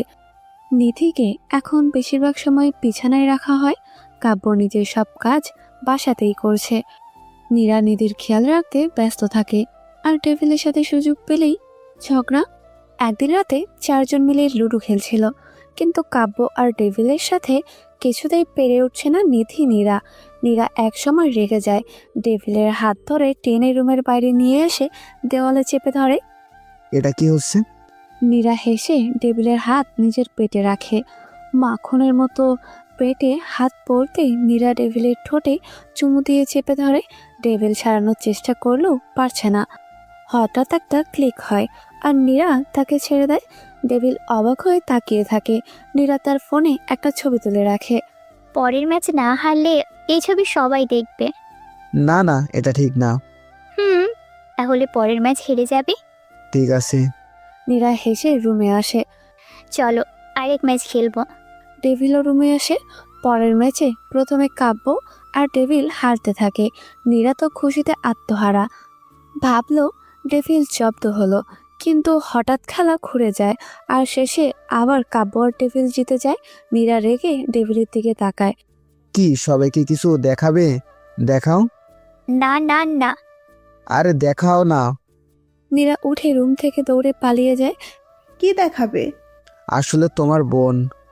ডেভিল বলার আগেই নীরা এসে তাকে টেনে বাইরে নিয়ে নেয়। দেওয়ালে আবার চেপে ধরে। কি হচ্ছে? সত্যিটা আমি বলি, একদম না। পেটটা সফট ছিল। বলেই নীরার কোমরে হাত দেয়। নীরা কেঁপে ওঠে। দেখো, এভাবে তুমি সুযোগ নিতে পারো না। কে বলেছে পারি না? ডেভিল কোমর ধরে টান দিয়ে নীরাকে কাছে নিয়ে আসে। নীরা অবাক হয়ে তাকিয়ে থাকে, কিন্তু হঠাৎ ডেভিল তাকে ছেড়ে দেয়। নীরা পালিয়ে যায় নিজের রুমে। রুমে গিয়ে বালিশ জড়িয়ে ধরে হাসতে থাকে। তার মনে হচ্ছে সে ডেভিলকে ভালোবেসে ফেলেছে। পরের সকালে নীরা গুনগুন করছে আর নাস্তা বানাচ্ছে। হঠাৎ সে অনুভব করে তার পেছনে কেউ দাঁড়িয়ে আছে। নীরা ঘুরে দেখে ডেভিল ফ্রিজ থেকে পানি বের করছে। কি ব্যাপার মিস্টার, আজ এত সকাল সকাল? বাসায় কোনো কাজ নেই তাই চলে এলাম। নাকি এটা ভুলতে পারোনি? কোনটা? নীরা আলতোভাবে তার শার্ট তুলে কোমর দেখায়। এমন কিছুই না। হুম, লুকিয়ে লাভ নেই। ডেভিল পানি নিয়ে চলে যায়। নীরা হেসে নিজের কাজ করে। ডেভিল আর কাব্য একটা কাজ করতে থাকে দুজন মিলে। হঠাৎ রুম থেকে কিছু একটা ভেঙে যাওয়ার শব্দ হয়। নীরা, ডেভিল আর কাব্য ছুটে যায় রুমে। গিয়ে দেখে নিধি ভয়ে ভয়ে তাকিয়ে আছে আর জানালা ভেঙে আছে। কিভাবে হলো এটা? কাব্য নিধির কাছে বসে। নিধি কাব্যকে জড়িয়ে ধরে। আমি জানি না, হঠাৎ একটা পাথর এসে জানালায় লাগে আর আরে বাচ্চারা মজা করছে হয়তো। ডেভিলের এমন কথা শুনে কাব্য বুঝলো কোনো সমস্যা আছে, তাই সেও ডেভিলের সাথে হ্যাঁ হ্যাঁ বলল। ডেভিল রুম থেকে বেরিয়ে আসে। নীরাও তার পিছনে। কি হয়েছে? রুমে কোনো পাথর নেই, এটা মানুষের কাজ না। এখন উপায় কি? চিন্তা নেই, আমি দেখছি। ডেভিল বেরিয়ে যায় আর বাসার সামনে তার ছোট ছুরিটা গেঁথে দিয়ে ভেতরে চলে আসে। সে চলে যেতেই একটা ছায়া বাটির ভেতরে ঢোকার চেষ্টা করে, কিন্তু একটা অদৃশ্য দেওয়ালে বাধা পেতে ঢুকতে পারে না। বাসায় ফিরে ডেভিল দেখে নীরা নিধির পেটে মাথা দিয়ে আছে। কি হচ্ছে এটা? নীরা বেবির কিকের শব্দ শুনতে এমন করছে। হ্যাঁ। কি করেছে? ডেভিল বেরিয়ে আসে। নীরাও একটু পর বেরিয়ে আসে। ডেভিল সোফায় বসে আছে। কিছু করতে পারলে? কেউ বাসার আর ঢুকতে পারবে না। নীরা ডেভিলের পাশে বসে। খুব চিন্তা হচ্ছিল, হয়তো বলি না, কিন্তু আমি আমার বোনকে অনেক ভালোবাসি। ওর ক্ষতি হতে দিও না। বলেই নীরা ডেভিলের কাঁধে মাথা রাখে। ডেভিল কিছু বলল না। এদিকে সেই ত্রান্তিক আগুনে কিছু একটা ছুরি মারতেই একটা কালো ছায়া ছুটে যায় বাড়ির দিকে। রাতে পুরো বাড়ির ওপর একটা ধোঁয়া ছেয়ে যায়। পরের দিন সকালে ডেভিল নিজেই আইসক্রিম নিয়ে বাসায় আসে। প্রথমেই নিধির রুমে যায়। কাব্য আর নিধি বসে আছে, দুজনকে দুটো আইসক্রিম দেয়। আজ কোন খুশিতে? এমনি আসার সময় দেখলাম নীরা কোথায়। ওর রুমে, যা দিয়ে আয়। টেবিল মাথা নেড়ে নীরার রুমে যায়। নীরা রুমে নেই। নীরা? হঠাৎ দেখলো নীরা কাঁদতে কাঁদতে ওয়াশরুম থেকে বের হয়। ডেভিল, কি হয়েছে, কাঁদছো কেন? নীরা কেঁদে নিচের টানা বের করে। টেবিল চমকে ওঠে, কারণ নীরার টানার পালক সব ঝরে যাচ্ছে, আর সেটাই যেন প্রাণ নেই। আমার কি হয়েছে ডেভিল? আমি বাঁচবো তো? নীরার কথায় কি উত্তর দেবে বুঝতে পারছে না ডেভিল। তাকিয়ে থাকে, কি হবে এরপর। নীরা কাঁদছে, ডেভিল চুপচাপ দাঁড়িয়ে আছে। নীরার মতো কি নিধিও? ডেভিল দ্রুত রুম থেকে বেরিয়ে কাব্যের রুমে যায়।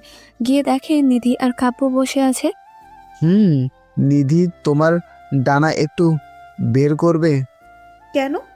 বের করো না। নিধি মাথা নেড়ে ডানা বের করে। নিধির ডানা ঠিক আছে, তাহলে নীরার কেন এমন হলো? টেবিল কিছু না বলে বাসা থেকে বেরিয়ে আসে। তখনই সে দেখতে পায় বাসার উপরে একটা ধোঁয়া ছেয়ে আছে। টেবিল অবাক হয়ে যায়, কারণ তার ছুরির দেওয়াল পার করে এই ধোঁয়া কিভাবে এলো। ডেভিল ছাদের ওপর চলে যায়। আধার ঘনিয়ে এসেছে। ডেভিল নিজের ডানা বের করে। ডানা বের করতে সেই ধোঁয়া ধীরে ধীরে কেটে যেতে থাকে। ধোঁয়া কেটে গেলে টেবিল বাসায় আসে। নীরার রুমে যায়। নীরা চুপচাপ বসে আছে। কি হয়েছে? ডানা ঠিক হচ্ছে। কেউ তোমাকে থামাতে এসব করছে? তাহলে তুমি ওকে খুঁজে বের করছো না কেন? আমি চেষ্টা করছি। ডেভিল নীরার পাশে বসে। আমি খুব ভয় পেয়েছিলাম। কিছু হবে না কারো আমি থাকতে। নীরা হেসে মাথা নাড়ে, তারপর টেবিলের কাঁধে মাথা রাখে। টেবিল এখনো কিছু বলছে না। কেটে যায় আরো কয়েক মাস। এই মাসেই বেবি আসার কথা। বাসায় কাব্যের মা আর জামিলা এসেছে। মা জানে না, তাই কাব্য জামিলার ব্যাপারে কিছু বলেনি। একদিন মা নিধির কাছে ছিল। কাব্য রান্নাঘরে, ডেভিল ছাদে দাঁড়িয়ে গাছে পানি দিচ্ছিল। নীরা গিয়ে পেছন থেকে জড়িয়ে ধরে। কি করছো? গাছে পানি দিচ্ছি। এখন সব ঠিক আছে তাই না? হয়তো। কয়েকদিনের মধ্যে বেবি আসবে। হুম। নীরা ডেভিলকে জড়িয়ে ধরে থাকে। ডেভিল কেমন যেন একটা চিন্তার ঘুরে আছে। ডেভিল, হুম। বেবি হয়ে গেলে তোমাকে একটা স্পেশাল কথা বলবো। কি? সেটা পরে বলবো। বলেই নীরা মুচকি হেসে চলে যায়। ডেভিল চুপ করে সেখানে দাঁড়িয়ে থাকে। পরের দিন বিকেলে বেবি আসার সময় হয়। নিধিকে হাসপাতালে নেওয়া হয়। কাব্য ভয়ে করিডোরে হাঁটাহাঁটি করছে। ডেভিল এক পাশে দাঁড়িয়ে আছে, নীরা ডেভিলের পাশে। কাব্যের ভয় দেখে ডেভিল তার কাঁধে হাত রাখে। কাব্য শান্ত, আর একটু পরেই ডাক্তার বের হয়। ডক্টর, নিধি। আপনি মেয়ে সন্তানের বাবা হয়েছেন। কাব্য দুই পা পিছিয়ে দেওয়ালের সাথে লেগে দাঁড়িয়ে হাসতে থাকে, তারপর দৌড়ে ভেতরে যায়। নিধি তার দিকে তাকিয়ে আছে হেসে। পাশে তার মেয়ে। কাব্য হাঁটু গেড়ে মেয়ের কাছে বসে। ছোট হাত দুটো ধরে কেঁদে দেয় কাব্য। নিধি কাব্যের মাথায় হাত বুলিয়ে দেয়। কাব্য মেয়েকে কোলে নিয়ে বেরিয়ে আসে। ডেভিলের সামনে এনে দাঁড়ায়।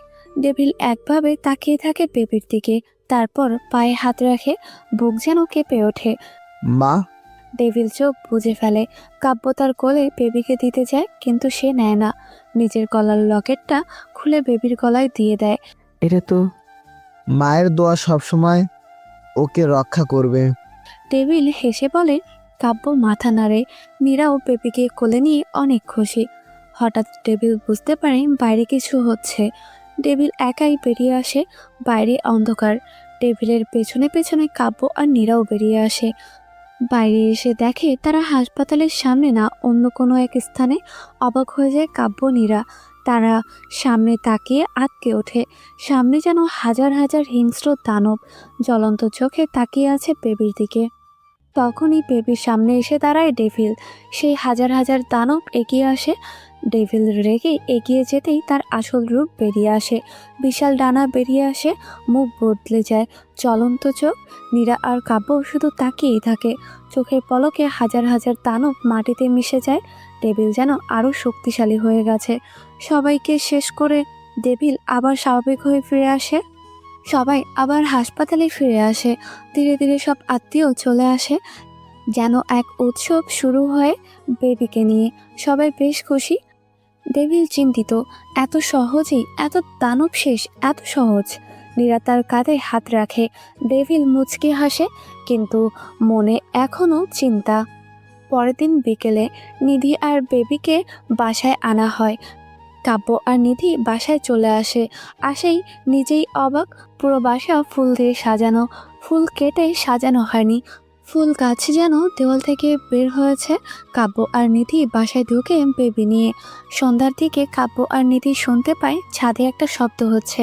কাব্য আর নিধি বেবিকে নিয়ে ছাদে গিয়ে দেখে ডেভিল দাঁড়িয়ে আছে। কি করছিস? এটা ডেভিল হাত উঁচু করে। তখনই আকাশে অনেক আতশবাজি ফাটতে থাকে। নিধি আর কাব্য অবাক হয়ে দেখতে থাকে। নীরা পাশেই। রাতে সবাই খেতে বসে কাব্যের রুমে। বেবির জন্য নাম কি রাখা হবে? ভাবতে হবে। আমি রাখবো। না, আমি সবাই সহমত হয়। এরপর রাতের খাবার শেষ করে সবাই উঠে গেলে নীরা নিধির কাছে আসে। এবার আমাকে যেতে হবে। আছি কেন, থেকে যাও। না পাগল, এবার যেতে হবে, আবার আসবো। হুম। নিধি চোখ মুছে নেয়। নীরা নিধিকে জড়িয়ে ধরে শক্ত করে। নীরা নিধি উভয় কেঁদে দেয়। তারপর নীরা বেবির কপালে একটা চুমু দিয়ে বেরিয়ে যায়। ডানা মেলে একটা পাহাড়ের ওপর গিয়ে নামে। সেখানে হালকা বাতাস হচ্ছে। নীরা চোখ বন্ধ করে ডানা ঝাপটানোর শব্দ শুনে ঘুরে তাকিয়ে দেখে ডেভিল দাঁড়িয়ে আছে। কি বলবে বলেছিলে, বলো। আমি জানি না এটা কিভাবে হলো, কিন্তু হয়েছে, আর আজ তা তোমাকে বলতে চাই। বলো। নীরা এগিয়ে এসে টেবিলের হাত নিজের কোমরে রাখে আর টেবিলের কাঁধে হাত রাখে। এই মুহূর্তটা আমার জন্য বেশ স্পেশাল। কি বলবে বলো। ডেভিল, হুম। আমি তোমাকে ভালোবাসি, আর সারা জীবন ভালোবেসে যেতে চাই। ডেভিল চোখ বড় করে ফেলে, কিছু একটা বুঝে, কিন্তু দেরি হয়ে যায়। হঠাৎ একটা ছুরি এসে ঢুকে যায় নীরার পেটে। না না নীরা। নীরার চোখ থেকে পানি পড়ে যায়। নীরা থপ করে মাটিতে লুটিয়ে পড়ে। ডেভিল তার পাশে বসে মাথা কোলে নেয়। না না, চোখ খোলো প্লিজ। আমি তোমাকে খুব ভালোবাসি। বলেই নীরা সব ছেড়ে চলে যায় না ফেরার দেশে। ডেভিল রাগে চিৎকার দিয়ে ওঠে। তার চিৎকারটা হয় ভয়ঙ্কর। সেদিন রাতে দরজায় টোকা পড়তেই কাব্য দরজা খোলে। ডেভিল ভেতরে আসে। কই ছিলি? কি হয়েছে? ডেভিল কিছু বলছে না, তার গায়ে রক্ত। নীরা কোথায়? ডেভিল কাব্যকে জড়িয়ে ধরে কেঁদে দেয়। কাব্য বুঝতে পারে না কি হয়েছে ডেভিলের। সে কখনো কাঁদে না, তাহলে আজ কি হলো? এদিকে জানালার বাইরে থেকে কেউ তাকিয়ে আছে নিধি আর বেবির দিকে। খালি একটা মাঠে দাঁড়িয়ে আছে কাব্য আর ডেভিল। এই অভিশাপ কাটাতে হবে আমার। সব আমার জন্যই হয়েছে। না ভাই। ডেভিল আকাশের দিকে তাকায়। আমার বোন আর নেই, এটা আমাকেই বললে না। নিধির গলা শুনে কাব্য আর ডেভিল পেছনে তাকায়। নিধি চোখ মুছে এগিয়ে আসে। আমি জানি নিরাপু আর নেই, কিন্তু আমাকে তো বলতে পারতে তোমরা। আমি ভেবেছি। না বললেও আমি জেনেই যেতাম। ডেভিল নিচে তাকিয়ে আছে। আমি জানি কিভাবে ডেভিল তার অভিশাপ থেকে মুক্তি পাবে। ডেভিল মাথা তুলে তাকায়। নিধি চোখ বন্ধ করে আবার খুলতেই তাদের সামনে হাজির হয় নিধির বাবা। বাবা, আমি জানি, আর ডেভিল এই অভিশাপ কাটাতে তোমাকে একটা ত্যাগ দিতে হবে। আমি রাজি। শুনে নাও, তুমি তোমার মধ্যে আমাকে হারিয়ে ফেলবে। কথাটা কেমন যেন পেঁচানো। মানে? বুঝলাম না বাবা। মানে আমি ভালো খারাপ বিবেচনা করতে ভুলে গিয়েছি, পুরোপুরি ডেভিল হয়ে যাব।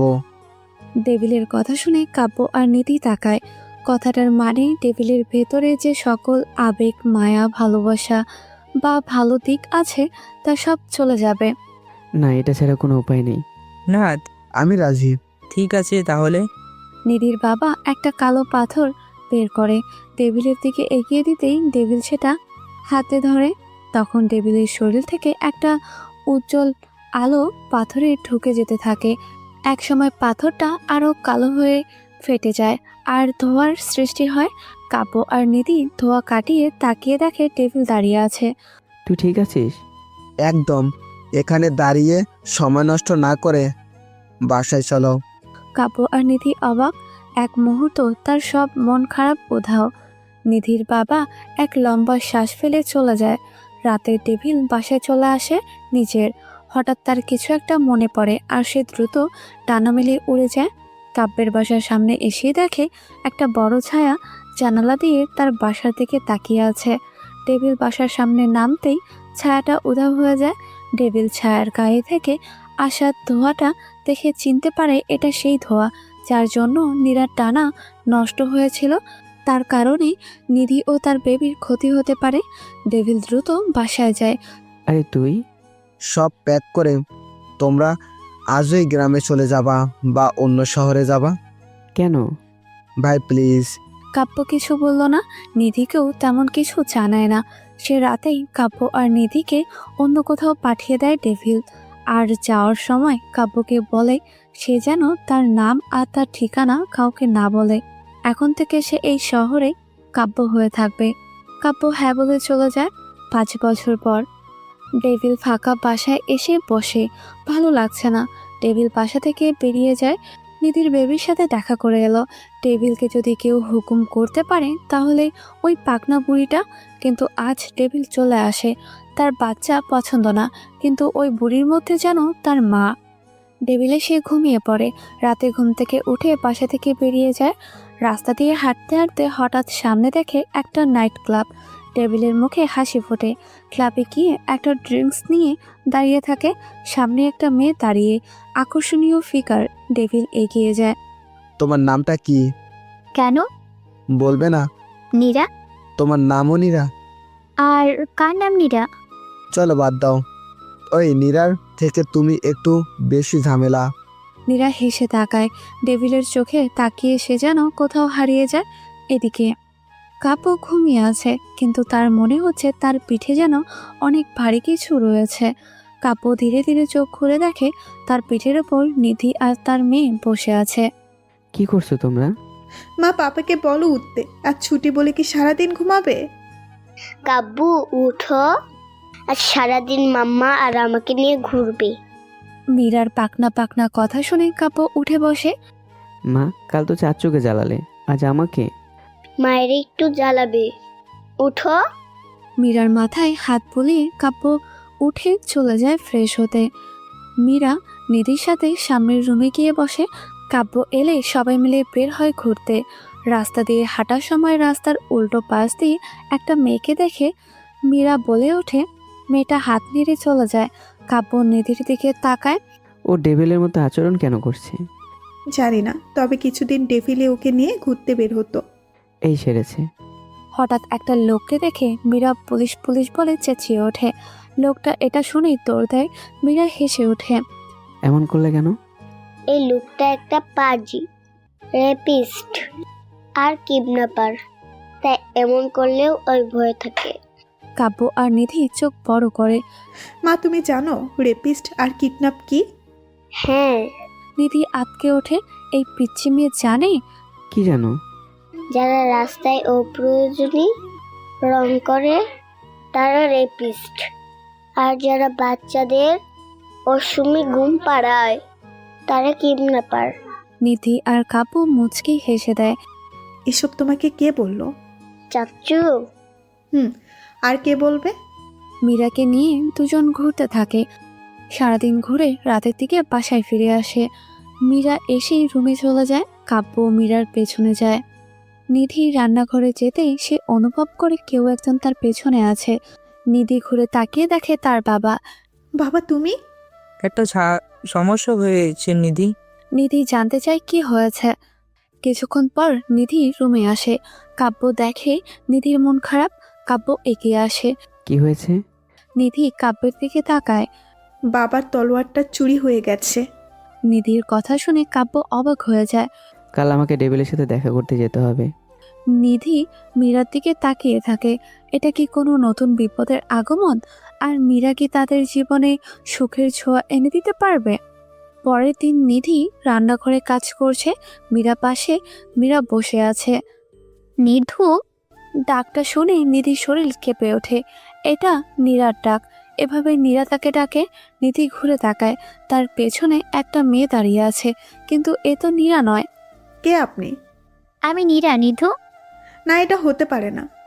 মেয়েটা নিজের ডানা বের করে। নিধি অবাক হয়ে যায়, এটা নীরার ডানা। নীরা আপু? নিধি দৌড়ে জড়িয়ে ধরে নীরাকে, কাঁদতে থাকে। চুপ পাগলি, আমি আছি তো। এতদিন কোথায় ছিলে?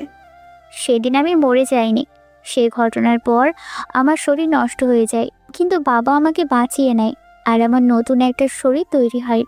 আর আমি এতদিন ঘুমিয়েছিলাম যাতে আমি আমার শক্তি ফিরে পাই। অনেক মনে পড়তো তোমার কথা। নীরা নিধিকে বুকে চেপে ধরে। হঠাৎ মীরার দিকে তাকায় নীরা।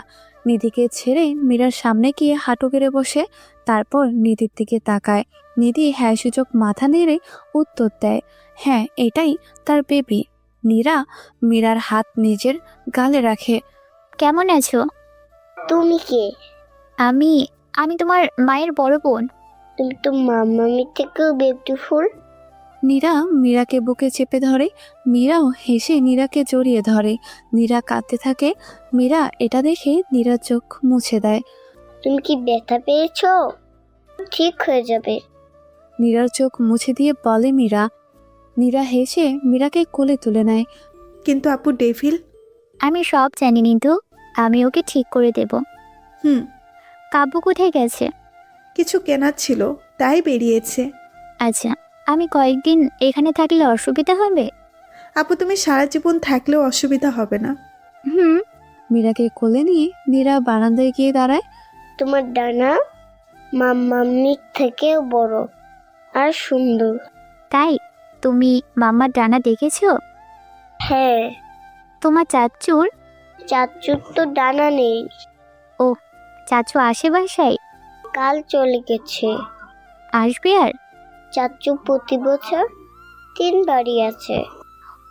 আবার কবে আসবে? বাবা আর পাপা জানে। আচ্ছা। জানো, মাম্মা আমাকে তোমার কথা বলেছে। তাই? কি বলেছে? মাম্মা বলেছে আমি নাকি তোমার মতো হয়েছি। ছোটকালে নাকি তুমি অনেক দুষ্ট ছিলে। আমি এখন অনেক দুষ্ট। রান্নাঘর থেকে দুধের গুঁড়ো চুরি করবো। মীরার কথা শুনে নীরা হেসে দেয়। মীরা আর নীরা ঝুঁকে ঝুঁকে রান্নাঘরে ঢুকে পড়ে, যেন কেউ না দেখে। নিধি রান্না করছিল। হঠাৎ তার চোখ পড়ে সামনের একটা কাচের গ্লাসের দিকে। সেখানে মীরা আর নীরাকে দেখা যাচ্ছে। নিধি তাদের কাণ্ড দেখে হেসে দেয়, কিন্তু শব্দ করে না। মীরা আর নীরা দুধের গুঁড়ো চুরি করে রান্নাঘর থেকে বেরিয়ে আসে, তারপর রুমে চলে যায়। দেখলে, মাম্মা টের পাইনি। হুম, তুমি সবসময় এমন করো। একদম না। কেন? দেখাচ্ছি। মীরা নীরাকে টেনে নিয়ে তার খেলনার বক্সের সামনে দাঁড় করায়। বক্সটা বড় আর একটা কাপড় দিয়ে ঢাকা। মীরা কাপড় সরাতেই নীরা অবাক। বক্সের খেলনার জায়গায় দুধের গুঁড়ো আর অনেক অনেক খাবার রাখা। এত কিছু চাচু এনে দিয়েছে। মামা জানে? না, তুমি বলে দিও না। তোমাকে একটা চিজ দেবো। নীরা হেসে দেয়। মীরাও হাসতে থাকে। রাতে কাব্য এসে সব জানতে পারে। তারপর সবাই খেতে বসে। ডেভিলকে সব বলে দিলে হয় না? না, সময় হোক। আচ্ছা। খাবার শেষ করে সবাই রুমে চলে যায়। নীরা আর মীরা একসাথে এক রুমে চলে যায়। গিয়ে লুকানো চিপস নিয়ে বসে টিভি দেখতে। নিধি বারান্দায় দাঁড়িয়ে আছে। কাব্য এসে পাশে দাঁড়ায়। মীরা খুব খুশি নীরাকে পেয়ে। হুম, আমিও। আপু ফিরে এসেছে, আর কি চাই? কিন্তু এখন একটা কথা বুঝলাম না, কি? নীরার উপর আক্রমণ কে করলো? সেটা আমিও বুঝতে পারছি না। আর সাধারণ কোনো কিছু দিয়ে নীরা আপুর কিচ্ছু হবার কথা না। সেটাই। হুম। আচ্ছা তুমি তো পড়ি, হুম। তাহলে মীরা কি তোমার শক্তি পেয়েছে? এখনো বলা যায় না, কেউ পায় আবার কেউ পায় না। মীরাকে দেখে তো মানুষই মনে হচ্ছে, কিন্তু সুপার পাওয়ার আছে। কি সেটা? সবাইকে হুকুম করা আর খাবার চুরি করে খাওয়া। কাব্য হেসে ওঠে। জানো, আজ মীরা আর নীরা আপুর দুধের গুঁড়ো চুরি করেছে। বাহ, ভালো তো। কাব্য হাসতে থাকে। নিধিও কাব্যের বুকে মাথা দিয়ে হাসতে থাকে। এদিকে রান্নাঘরের ফ্রিজ থেকে আরও খাবার উধাও করে দেয় মীরা আর নীরা। অনেক দুষ্টুমির পর নীরার বুকের ওপর ঘুমিয়ে পড়ে মীরা। নীরার মনে হচ্ছে তার ভেঙে যাওয়া মনকে টুকরো টুকরো করে জোড়া লাগাচ্ছে মীরা। মীরাকে চেপে ধরে সেও ঘুমিয়ে পড়ে। কিছুক্ষণ পর নিধি এসে দেখে নীরা ঘুমিয়ে আছে। নিধি হেসে তাদের গায়ে কাঁথা টেনে দিয়ে দরজা লাগিয়ে চলে যায়। পরের দিন সকালে নাস্তার টেবিলে মাম্মা আমি ডিম খাবো না। কেন? ডিম তো ভালো। না আজকে ইচ্ছা হচ্ছে না। তো কি খাবে মা? নুডলস। একদম না। আমি নুডলস খাবো। নীরা এসে বসে। কি হয়েছে? দেখো না আমার ডিম খেতে ইচ্ছা হচ্ছে না। বললাম নুডলস খাবো কিন্তু মাম্মা দিচ্ছে না। আমি নুডলস খাবো। নুডলস দাও, নুডলস দাও, নুডলস দাও। হ্যাঁ একদম। নীরা আর মীরা দুজন একসাথে নুডলস দাও বলে স্লোগান দিতে থাকে। নিধি আর কি করবে, শেষে নুডলসই দিতে হয়। নীরা আর মীরা হাই ফাইভ দেয় হেসে। আমাদের এক মাম্মা জিরো। মীরা হাসতে থাকে, ইয়ে। নিধি হাসতে থাকে। মীরা নাস্তা শেষ করে নিজের রুমে চলে যায়। নিধি নীরার সাথে দাঁড়িয়ে কিছু কথা বলছিল। হঠাৎ মীরার চিৎকার ভেসে আসে। নীরা আর নিধি ছুটে যায় মীরার রুমে। মীরা চোখে হাত দিয়ে বসে আছে। কি হয়েছে আম্মু? ওখানে একটা ছায়া, খুব পচা দেখতে, আমাকে দেখে হাসছিল। নীরা আর নিধি একে অপরের দিকে তাকায়। ছায়া? মীরার ওপর কি কোনো বিপদ ধেয়ে আসছে? মীরাকে নিয়ে সামনের রুমে বসে আছে নীরা আর নিধি। এতদিন পর আবার কেন এই সমস্যা? জানি না, কিন্তু মীরার সাথেই কেন? কারণ ও তোর মেয়ে, একটা পরীর মেয়ে।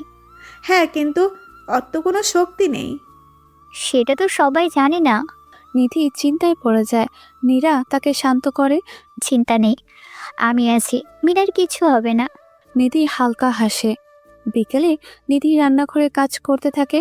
এদিকে সামনের রুম থেকে নীরা আর মীরা উকি দেয়। মাম্মা তো রান্না করছে। হ্যাঁ, এখন কি হবে?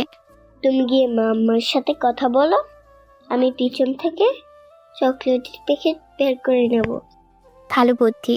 মীরা হেঁটে নিধির সামনে যায়। নিধু কি করছিস? এই তো কাজ করছি আপু। তুমি এখানে, তো মীরা কই? মীরা আছে। নিধু কাবু কই? আছে, বাহিরে গেছে। আচ্ছা, ওর সাথে তোর প্রথম কিভাবে দেখা হয়েছিল রে? এখন এটা জিজ্ঞেস করছো যে? বল না। নিধি বলতে থাকে আর পেছন থেকে মীরা এসে চকলেটের প্যাকেট বের করে পালিয়ে যায়। আর তারপর কাব্য? থাক নিধি, এবার কাজ কর। নিধি বুঝলই না কি হলো। নীরা আর মীরা ছাদে গিয়ে হাসতে থাকে আর চকলেট খেতে থাকে। হঠাৎ পাশে তাকিয়ে দেখে নিধি দাঁড়িয়ে আছে। নিধি তুই? আমি জানতাম এটাই করবে দুজন। নীরা আর মীরা নিজের দিকে তাকিয়ে আছে মন খারাপ করে। নিধি মুচকে হাসে। দুইজন আইসক্রিম খেতে যাবে? নীরা আর মীরা হেসে ওঠে। হ্যাঁ মাম্মা। তার জন্য মা তোমাকে একটা কাজ করতে হবে। কি কাজ? নিধি হাসে। নিচে যায় তিনজন। রুমের সামনে এসে লুকিয়ে পড়ে। রুমের মধ্যে কাব্য শুয়ে আছে। মা, তোমার পাপা শুয়ে আছে। তোমার পাপার টেবিলে ওর মানি ব্যাগ। বাকিটা মুছেছি মাম্মা। পাপ্পা। নিধি, মীরা বেশ স্মার্ট। মীরা ধীরে ধীরে লুকিয়ে রুমে যায়। কাব্য অন্যদিকে ফিরে শুয়ে আছে। সেই সুযোগে মীরা গিয়ে মানিব্যাগটা ধরতেই পেছন থেকে কাব্য তার হাতটা ধরে রাখে। মীরা ছট করে ঘুরে তাকায়। কাব্য হেসে তাকে কোলে তুলে নেয়। এটা দেখে নীরা নিধি দুজন পালিয়ে যায়। মা, এটা কি করছো তুমি? তোমার মানি ব্যাগে দুলু ছিল, মুছে দিচ্ছিলাম। মা, সত্যি বলো। বকা দেবে? না মা, বলো। আমি মাম্মা, বড় মাম্মা আইসক্রিম খেতে যাব, আর মাম্মা বলল তোমার থেকে টাকা নিয়ে আসতে। বলেই মীরা নিচের দিকে তাকিয়ে থাকে। কাব্য হেসে মীরার গালে চুমু দেয়। মা, তুমি আইসক্রিম খাবে, এর জন্য না বলে টাকা নেবে? এটা ঠিক? মীরা মাথা নেড়ে উত্তর দেয়। আচ্ছা নাও। কাব্য পুরো মানিব্যাগটা দিয়ে দেয়। মীরা নিতে চায় না। কাব্য তার গাল টেনে দেয়। মা, আমি দিচ্ছি, নাও, আমার জন্য একটা নিয়ে এসো। মীরা হেসে মানিব্যাগ নিয়ে কাব্যের গালে চুমু দিয়ে চলে যায়। নীরা আর নিধি রান্নাঘরে দাঁড়িয়েছিল। তখনই মীরা মানিব্যাগ নিয়ে চলে আসে। নীরা আর নিধি অবাক হয়ে যায়, তাও তারা বেরিয়ে যায়। পুরো বিকেল তারা ঘুরে সন্ধ্যায় বাসায় ফিরে আসে। মীরা একটা আইসক্রিম নিয়ে রুমে আসে। কাব্য বারান্দায় দাঁড়িয়ে থাকে। তখনই মীরা তার পাশে এসে দাঁড়ায়। কাব্য তাকে কোলে তুলে নেয়। নাও তোমার আইসক্রিম। তুমি খেয়ে নাও। তুমি খাবে না? আমার ঠান্ডা লেগেছে মা। আচ্ছা, তোমার মানিব্যাগ মাম্মার কাছে। জানি তোমার আম্মা একটা কানের দুল আর পায়েল কিনেছে। তুমি কিভাবে জানো? তোমার মাম্মাকে তো অনেক আগে থেকে চিনি, তাই জানি। আচ্ছা পাপ্পা। হুম। চাচু এমন রাগী কেন? মা ও রাগে না, ও শুধু আলাদা। কিন্তু তুমি তোর মা হয়ে হুকুম করো। তুমি পারো না ওকে বকতে? পারি তো। মীরা হাসে। কাব্য তাকে কোলে নিয়ে দাঁড়িয়ে থাকে। পরের দিন সকালে নিধি উঠে দেখে কাব্য রুমে নেই। অবাক হয়ে বেরিয়ে দেখে কাব্য আর মীরা টিভির সামনে সোফায় ঘুমিয়ে আছে। নিধি বুঝতে পারে রাতে লুকিয়ে তারা টিভি দেখেছে। পাশে তাকিয়ে দেখে নীরাও আছে, মানে তিনজন মুভি দেখেছে, তাকে ডাকেনি। নিধি হেসে রান্না করতে চলে যায়। সেদিন বিকেলে মীরা তার বাবার সাথে বের হয় ঘুরতে, আর নীরা নিধি বাসায় থাকে। হঠাৎ দরজায় টোকা পড়ে। নীরা গিয়ে দরজা খুলে দেখে বাইরে কেউ নেই। নীরা একটু অবাক হয়ে যায়, এদিক ওদিক খুঁজতে থাকে, কিন্তু কাউকে দেখতে পায় না। নীরা দরজা লাগিয়ে ভেতরে চলে যায়। কে ছিল? কেউ না, কাউকে দেখলাম না। হয়তো কোনো বাচ্চা দুষ্টুমি করছে। হয়তো। তখনই আবার দরজায় টোকা পড়ে। নীরা আবার গিয়ে দেখে কেউ নেই। নীরা বিরক্ত হয়ে যায়। এবার কে কে বলেন ডাকতে থাকে, কিন্তু কোনো সাড়া নেই। নীরা আবার দরজা লাগিয়ে চলে যায়। কিছুক্ষণ পর আবার দরজায় টোকা পড়ে। নীরা রেগে দরজা খুলেই আর একবার টোকা দিলে নাক ফাটিয়ে দিব। নীরা সামনে তাকিয়ে দেখে কাব্য আর মীরা। সরি, আমরা তাহলে আরেকটু ঘুরে আসি। না, তোমরা এসো। আসলে কেউ বারবার দরজায় টোকা দিয়ে বিরক্ত করছিল। কাব্য ভেতরে আসে। মীরা আবার নিধির পাশে গিয়ে কাজ করতে থাকে। মীরা আর কাব্য রুমে গিয়ে দাঁড়ায়। পাপা পেলে উঠবো। এখন আবার? কাব্য হেসে মীরাকে কাঁধে তুলে ধীরে দৌড়াতে থাকে, আর মীরা হাত মেলে থাকে। মীরা এসে এসব দেখে হাসতে থাকে লুকিয়ে। বাবা মেয়ের এমন মুহূর্ত আসলেই অনেক মিষ্টি। নীরার চোখে পানি চলে আসে, কারণ তার বাবাও তাকে আর নিধিকে এভাবেই আদর করত। নিধি এসে নীরার কাঁধে মাথা রাখে। বাবার কথা মনে পড়ছে আপু। নীরা নিধির গালে হাত রাখে। তখনই আবার দরজায় টোকা পড়ে। নীরা আর নিধি দুজনেই গিয়ে দরজা খোলে। এবার একটা ছেলে দাঁড়িয়ে আছে, চোখে চশমা আর হাতে ফুল নিয়ে। কে তুমি? আমি এক প্রেমিক, আর আমি ভালোবাসি। হ্যাঁ, আপনি পাগল? আপনি জানেন ও বিবাহিত, ওর বাচ্চা আছে। তাতে কি? আমি ওনাকে না, আপনাকে ভালোবাসি। নীরা কি বলবে বুঝে উঠছে না। পেছন থেকে মীরা আর কাব্য এসে তাকিয়ে থাকে। রুমে একটা নিস্তব্ধতা। কি হবে এরপর? তোমার সাহস কিভাবে হয় আমাকে ভালোবাসার কথা বলার? ছেলেটা হেসে তাকিয়ে থাকে নীরার দিকে। কাব্য আর নিধি কিছুই বুঝতে পারছে না কি করবে। কাব্য এগিয়ে গেলে নিধি তাকে বাধা দেয়। এখান থেকে চলে যাও, আর ভুলেও আসবে না। নীরা ছেলেটার কলার চেপে ধরে। ছেলেটা হেসে নীরার দিকে তাকায়। এত কাছে এসো না, আরো ভালোবেসে ফেলবো। নীরা কলার ছেড়ে দূরে সরে যায়। ছেলেটা হেসে ফুলগুলো নিয়ে হাঁটু গেড়ে বসে মীরার হাতে ফুলগুলো দেয়। তোমার বড় মায়ের রাগ কমলে ফুলগুলো দিয়ে দিও। তুমি কে? আমি রিফাত। বড় মামাকে কেন ফুল দিচ্ছ? ভালোবাসি তাই। যেমন পাপা মামাকে ভালোবাসে। মীরার কথা শুনে সবাই অবাক। রিফাত হেসে মাথা নাড়ে, হ্যাঁ। তারপর উঠে দাঁড়ায়। আজ যাই, আপনার মন যদি বলে আমি হাজির হব। রিফাত হেঁটে বেরিয়ে যায়। আপু ছেলেটা কিন্তু ভালো। নিধি মজা করে বলে। নীরা রাগী চোখে নিধির দিকে তাকায়। নিধি হেসে দেয়। কাব্য একবার এদিকে তাকায়, আবার অন্যদিকে। সন্ধ্যায় নীরা আর নিধি ছাদে বসে আছে। মীরার কি কোনো শক্তি নেই? ও স্বাভাবিক মানুষ হয়ে জন্ম নিয়েছে। হতে পারে, বা মানুষের শরীরের জন্য শক্তি হয়তো চেপে আছে। যেমন আমি এখানে আসার পর আমার শরীর খারাপ হলে ডক্টরের কাছে যাই, আবার মীরার জন্মের সময় হাসপাতালে যেতে পেরেছি। এই রূপে আমাদের শক্তি তো অনেকটাই চাপা পড়ে। কিন্তু কিছু তো প্রকাশ্যে আসবে, তাই না? তুই আমাদের রাজ্যের রাজকন্যা, আর তোর মেয়ের কোনো শক্তি নেই, এটা কি সম্ভব? হতে পারে। নীরা হেসে দেয় মীরার দিকে তাকিয়ে। মীরা অবুঝের মতো তাকিয়ে আছে তাদের দিকে। হঠাৎ নিচে বাইকের শব্দ। নীরা নিচে তাকিয়ে দেখে রিফাত দাঁড়িয়ে আছে বাইক নিয়ে, হাতে আইসক্রিম। খাবেন? না। ফুচকা? না। চা? না। কফি? না। কাচ্চি? না। আমি আইসক্রিম খাবো। নীরা চমকে ওঠে। রিফাত হেসে দেয়। মীরা মামনি, নিচে এসে নিয়ে যাও। না মীরা, অপরিচিত লোকের থেকে কিছু খেতে হয় না। আমি তো ওনাকে চিনি, সকালে কথা হয়েছে। বলেই মীরা দৌড়ে চলে যায়। নিচে গিয়ে রিফাতের থেকে আইসক্রিম নিয়ে আবার ফিরে আসে। তুমি কেন গেলে? আমি আইস। কেন গেলে? মীরা ভয় পেয়ে চুপ করে যায়। নীরা দ্রুত শান্ত হয়ে মীরার কাছে বসে। মা, আমি এনে দিতাম। কারো কাছ থেকে তুমি কেন নেবে? সরি বড় মাম্মা। মীরার মাথায় হাত বুলিয়ে দেয়। ওকে না বকে আমাকে বকলেও তো পারতেন। আপনি এখান থেকে চলে যান। যাব, আগে বলুন ভালোবাসেন। এই স্বপ্ন ভুলে যান। এটা একদিন বাস্তব হবে। বলেই হেসে রিফাত চলে যায়। নীরা শান্ত হয়ে বসে। নিধি কাঁধে হাত রাখে। আমি কি করব নিধি? আপু এসব ছেলে 2-1 দিন দাম না পেলে এমনিতেই চলে যাবে। গেলেই ভালো। কিন্তু ছেলেটা ভালো। নীরা বিরক্তি নিয়ে তাকায় এদিকে। নিধির বাবা তার প্রাসাদে ছাদে চিন্তায় দাঁড়িয়ে আছে। তখনই নিধির মা এসে কাঁধে হাত রাখে। আপনি কি চিন্তিত? এটা দেখুন। নিধির বাবা একটা লকেট দেখায়, যার মধ্যে একটা চকচকে বল, যার এক কোণা কালো হয়ে আছে। কি এটা? এটা দেবীর অনুভূতি, স্বাভাবিক অনুভূতি। এটা ধীরে ধীরে নষ্ট হচ্ছে। কোনো কারণে এটা যদি শেষ হয়ে যায় তবে ডেভিল আর কখনো ঠিক হতে পারবে না। সে পুরোপুরি ডেভিল হয়ে যাবে। তাতে কি কোনো বিপদ রয়েছে? আসুন আমার সাথে। নিধির বাবা নিধির মাকে নিয়ে একটা গ্রামের মধ্যে যায়।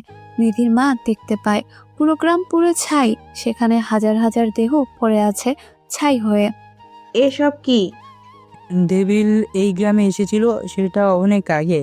তখন ও পুরোপুরি ডেভিল ছিল, আর তখন ওর শক্তির পুরোটা পেয়ে গিয়েছিল, আর ওর ডানা কালচে হয়ে গিয়েছিল।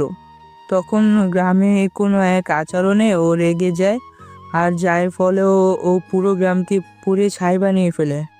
এত পাষাণ? বিবি ও ডেভিল। নিধির বাবা চুপ করে থাকে। এরপর তিনি বুঝতে পারছে না কেন এই পরিবর্তন হচ্ছে। এদিকে আধারে বসে আছে ডেভিল। তার মুখে একটা অদ্ভুত হাসি। ডানা মেলতেই পেরিয়ে আসে কালচে হতে থাকা ডানা। ধীরে ধীরে পরিবর্তন আসছে তার মধ্যে। কি হবে এর ফলাফল? অন্যদিকে সকালবেলা মীরা নাস্তা শেষ করে টিভির সামনে বসে। নিধি কাজ করছে। কাব্য কোথাও বেরিয়েছে। টিভি দেখে হাসছে নীরা আর মীরা। তখনই দরজায় টকা পড়ে। নীরা গিয়ে দরজা খুলে দেখে ডেলিভারি বয়। জি, নীরা কে? আমি নীরা।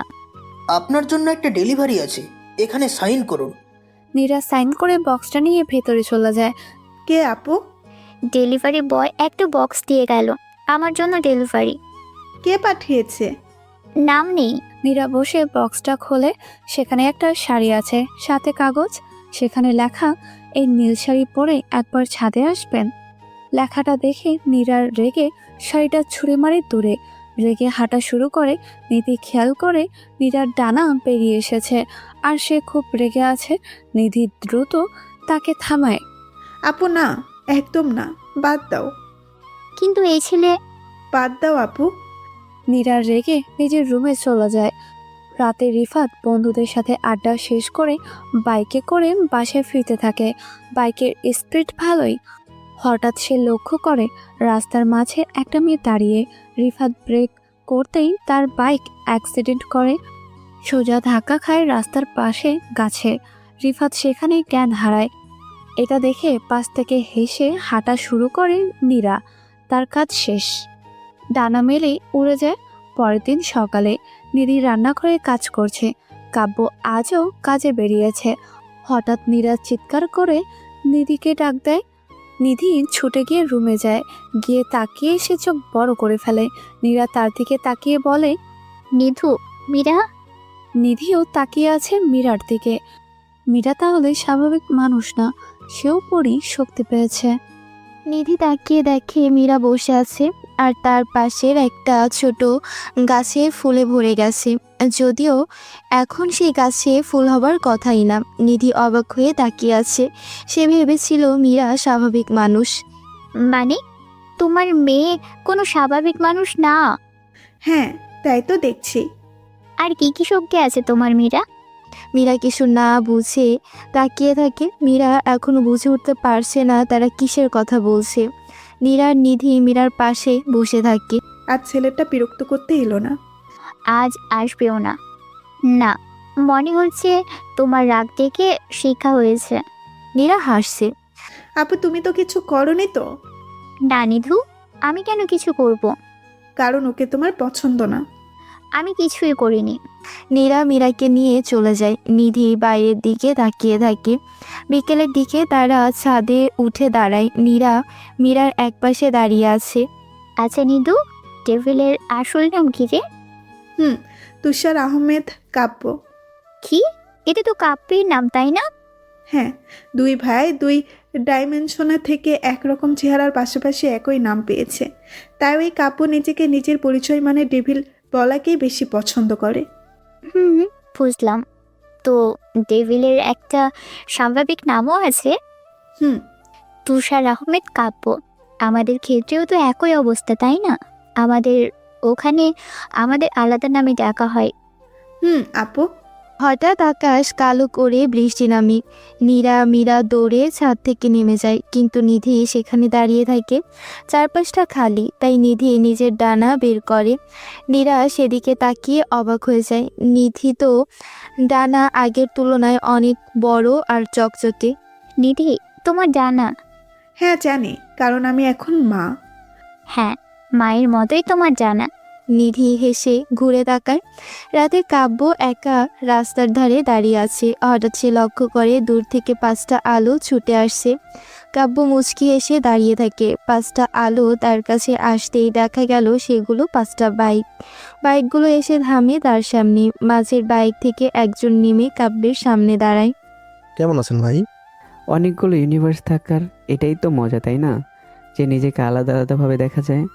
পরের দিন সকালে মীরাকে স্কুলে দিতে যায় নিধি। নীরা আজ তার প্রথম ক্লাস। স্কুলের ভেতর নিয়ে যায়। মা ভয় পাবে না তো? না মাম্মা, বড় মাম্মা বলেছে স্কুলে অনেক মজা হয়।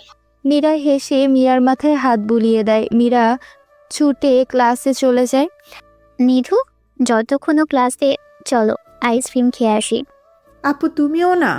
চলো না। আচ্ছা চলো। নীরা নিধি আইসক্রিম খেতে চলে যায়।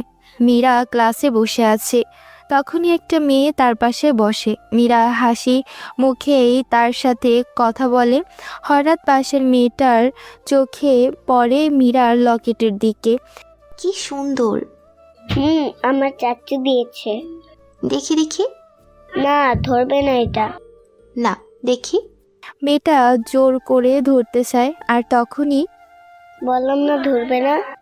মীরা রেগে বলে ওঠে, আর তখনই মীরার চোখ আগুনের মতো জ্বলে ওঠে, ডেভিলের মতো চোখ। মেয়েটা চিৎকার দিয়ে কেঁদে ওঠে। মীরা একটা অদ্ভুত হাসি দেয়। নীরা নিধি আইসক্রিম শেষ করে ফিরে আসে স্কুল ছুটিতে। স্কুলের সামনে এসে দুজন অবাক। স্কুল থেকে অনেক বাচ্চা কান্না করতে করতে বের হচ্ছে। মনে হচ্ছে তারা ভয় পেয়েছে। নিধি অবাক হয়ে তাকিয়ে আছে। তখনই নীরা তার কাঁধে হাত রাখে। নিধু, ওদিকে দেখো। নিধি তাকিয়ে দেখে মীরা আসছে। তার হাঁটার ধরন, কাঁধ দুলিয়ে আর চোখে অদ্ভুত চাহনি, পুরোপুরি ডেভিলদের মতো লাগছে। নীরা নিধি উভয় অবাক হয়ে তাকিয়ে আছে। এটা কি তাদের মনের ভুল? মীরা এসে হেসে নীরার হাত ধরে। কি হলো মাম্মা, চলো। নিধি আর নীরা বেশি না ভেবে বাসায় ফিরে আসে। বাসায় এসে মীরা দৌড়ে টিভির সামনে এসে বসে। নীরা মীরার ব্যাগ নিয়ে রুমে গিয়ে রাখে। নিধি রান্নাঘরে চলে যায়। কাব্য দ্রুত রেডি হয়ে বের হয়। দৌড়ে এসে মীরার সামনে গিয়ে বসে। সাবধানে যাবে।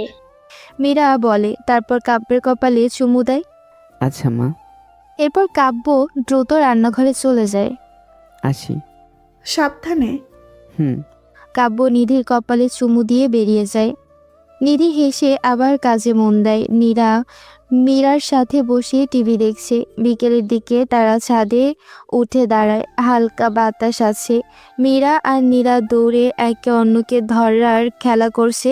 হঠাৎ নিচ থেকে একটা শব্দ হয়। নীরা আর নিধি এসে নিচে তাকিয়ে দেখে রিফাত দাঁড়িয়ে আছে, হাতে পায়ে ব্যান্ডেজ।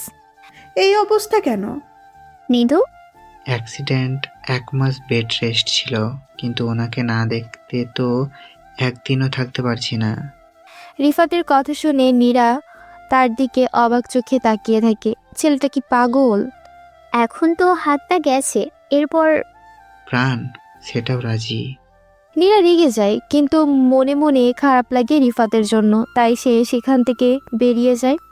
এদিকে নিধির বাবা তার প্রাসাদের ছাদে দাঁড়িয়ে আছে। হঠাৎ তার পেছনে এসে কেউ দাঁড়ায়। আমি জানি কিছু একটা ঠিক হচ্ছে না। তার কথা শুনে পেছনে থাকা লোকটা মাথা নেড়ে চলে যায়। রাতে নীরা আর মীরা টিভি দেখছে। নিধি রুম গোছাতে থাকে। নিরাপু, মীরা খাবে কখন? আরে আরো পরে, মুভি দেখতে দাও এখন। হ্যাঁ মাম্মা, আগে মুভি শেষ করে নেই। নীরা হেসে মীরার গাল টেনে দেয়। মীরা হাসে। নিধিও হেসে নীরা আর মীরার রুমে চলে যায় রুম গোছাতে গোছাতে হঠাৎ তার পায়ের নিচে একটা পালক পড়ে। নিধি পালকটা তুলে অবাক হয়ে যায়। এটা ডানার পালক, কিন্তু এটা তার না। তার ডানা সাদা, কিন্তু এটা কালো পালক। এটা তো নীরা বা নিধি কারোরই নয়। তাহলে এই পালক কার? নিধি চিহ্নিত হয়ে পালকের দিকে তাকায়। নিধি সামনের রুমে গিয়ে দেখে মীরা টিভি দেখছে আর হাসছে। সে আর পালকের ব্যাপারে কিছু বলল না। কাব্য এখনো আসেনি। নিধি রুমে গিয়ে কাব্যকে কল দেয়। কই তুমি? একটু কাজে আছি, একটু দেরি হবে। আচ্ছা ঠিক আছে।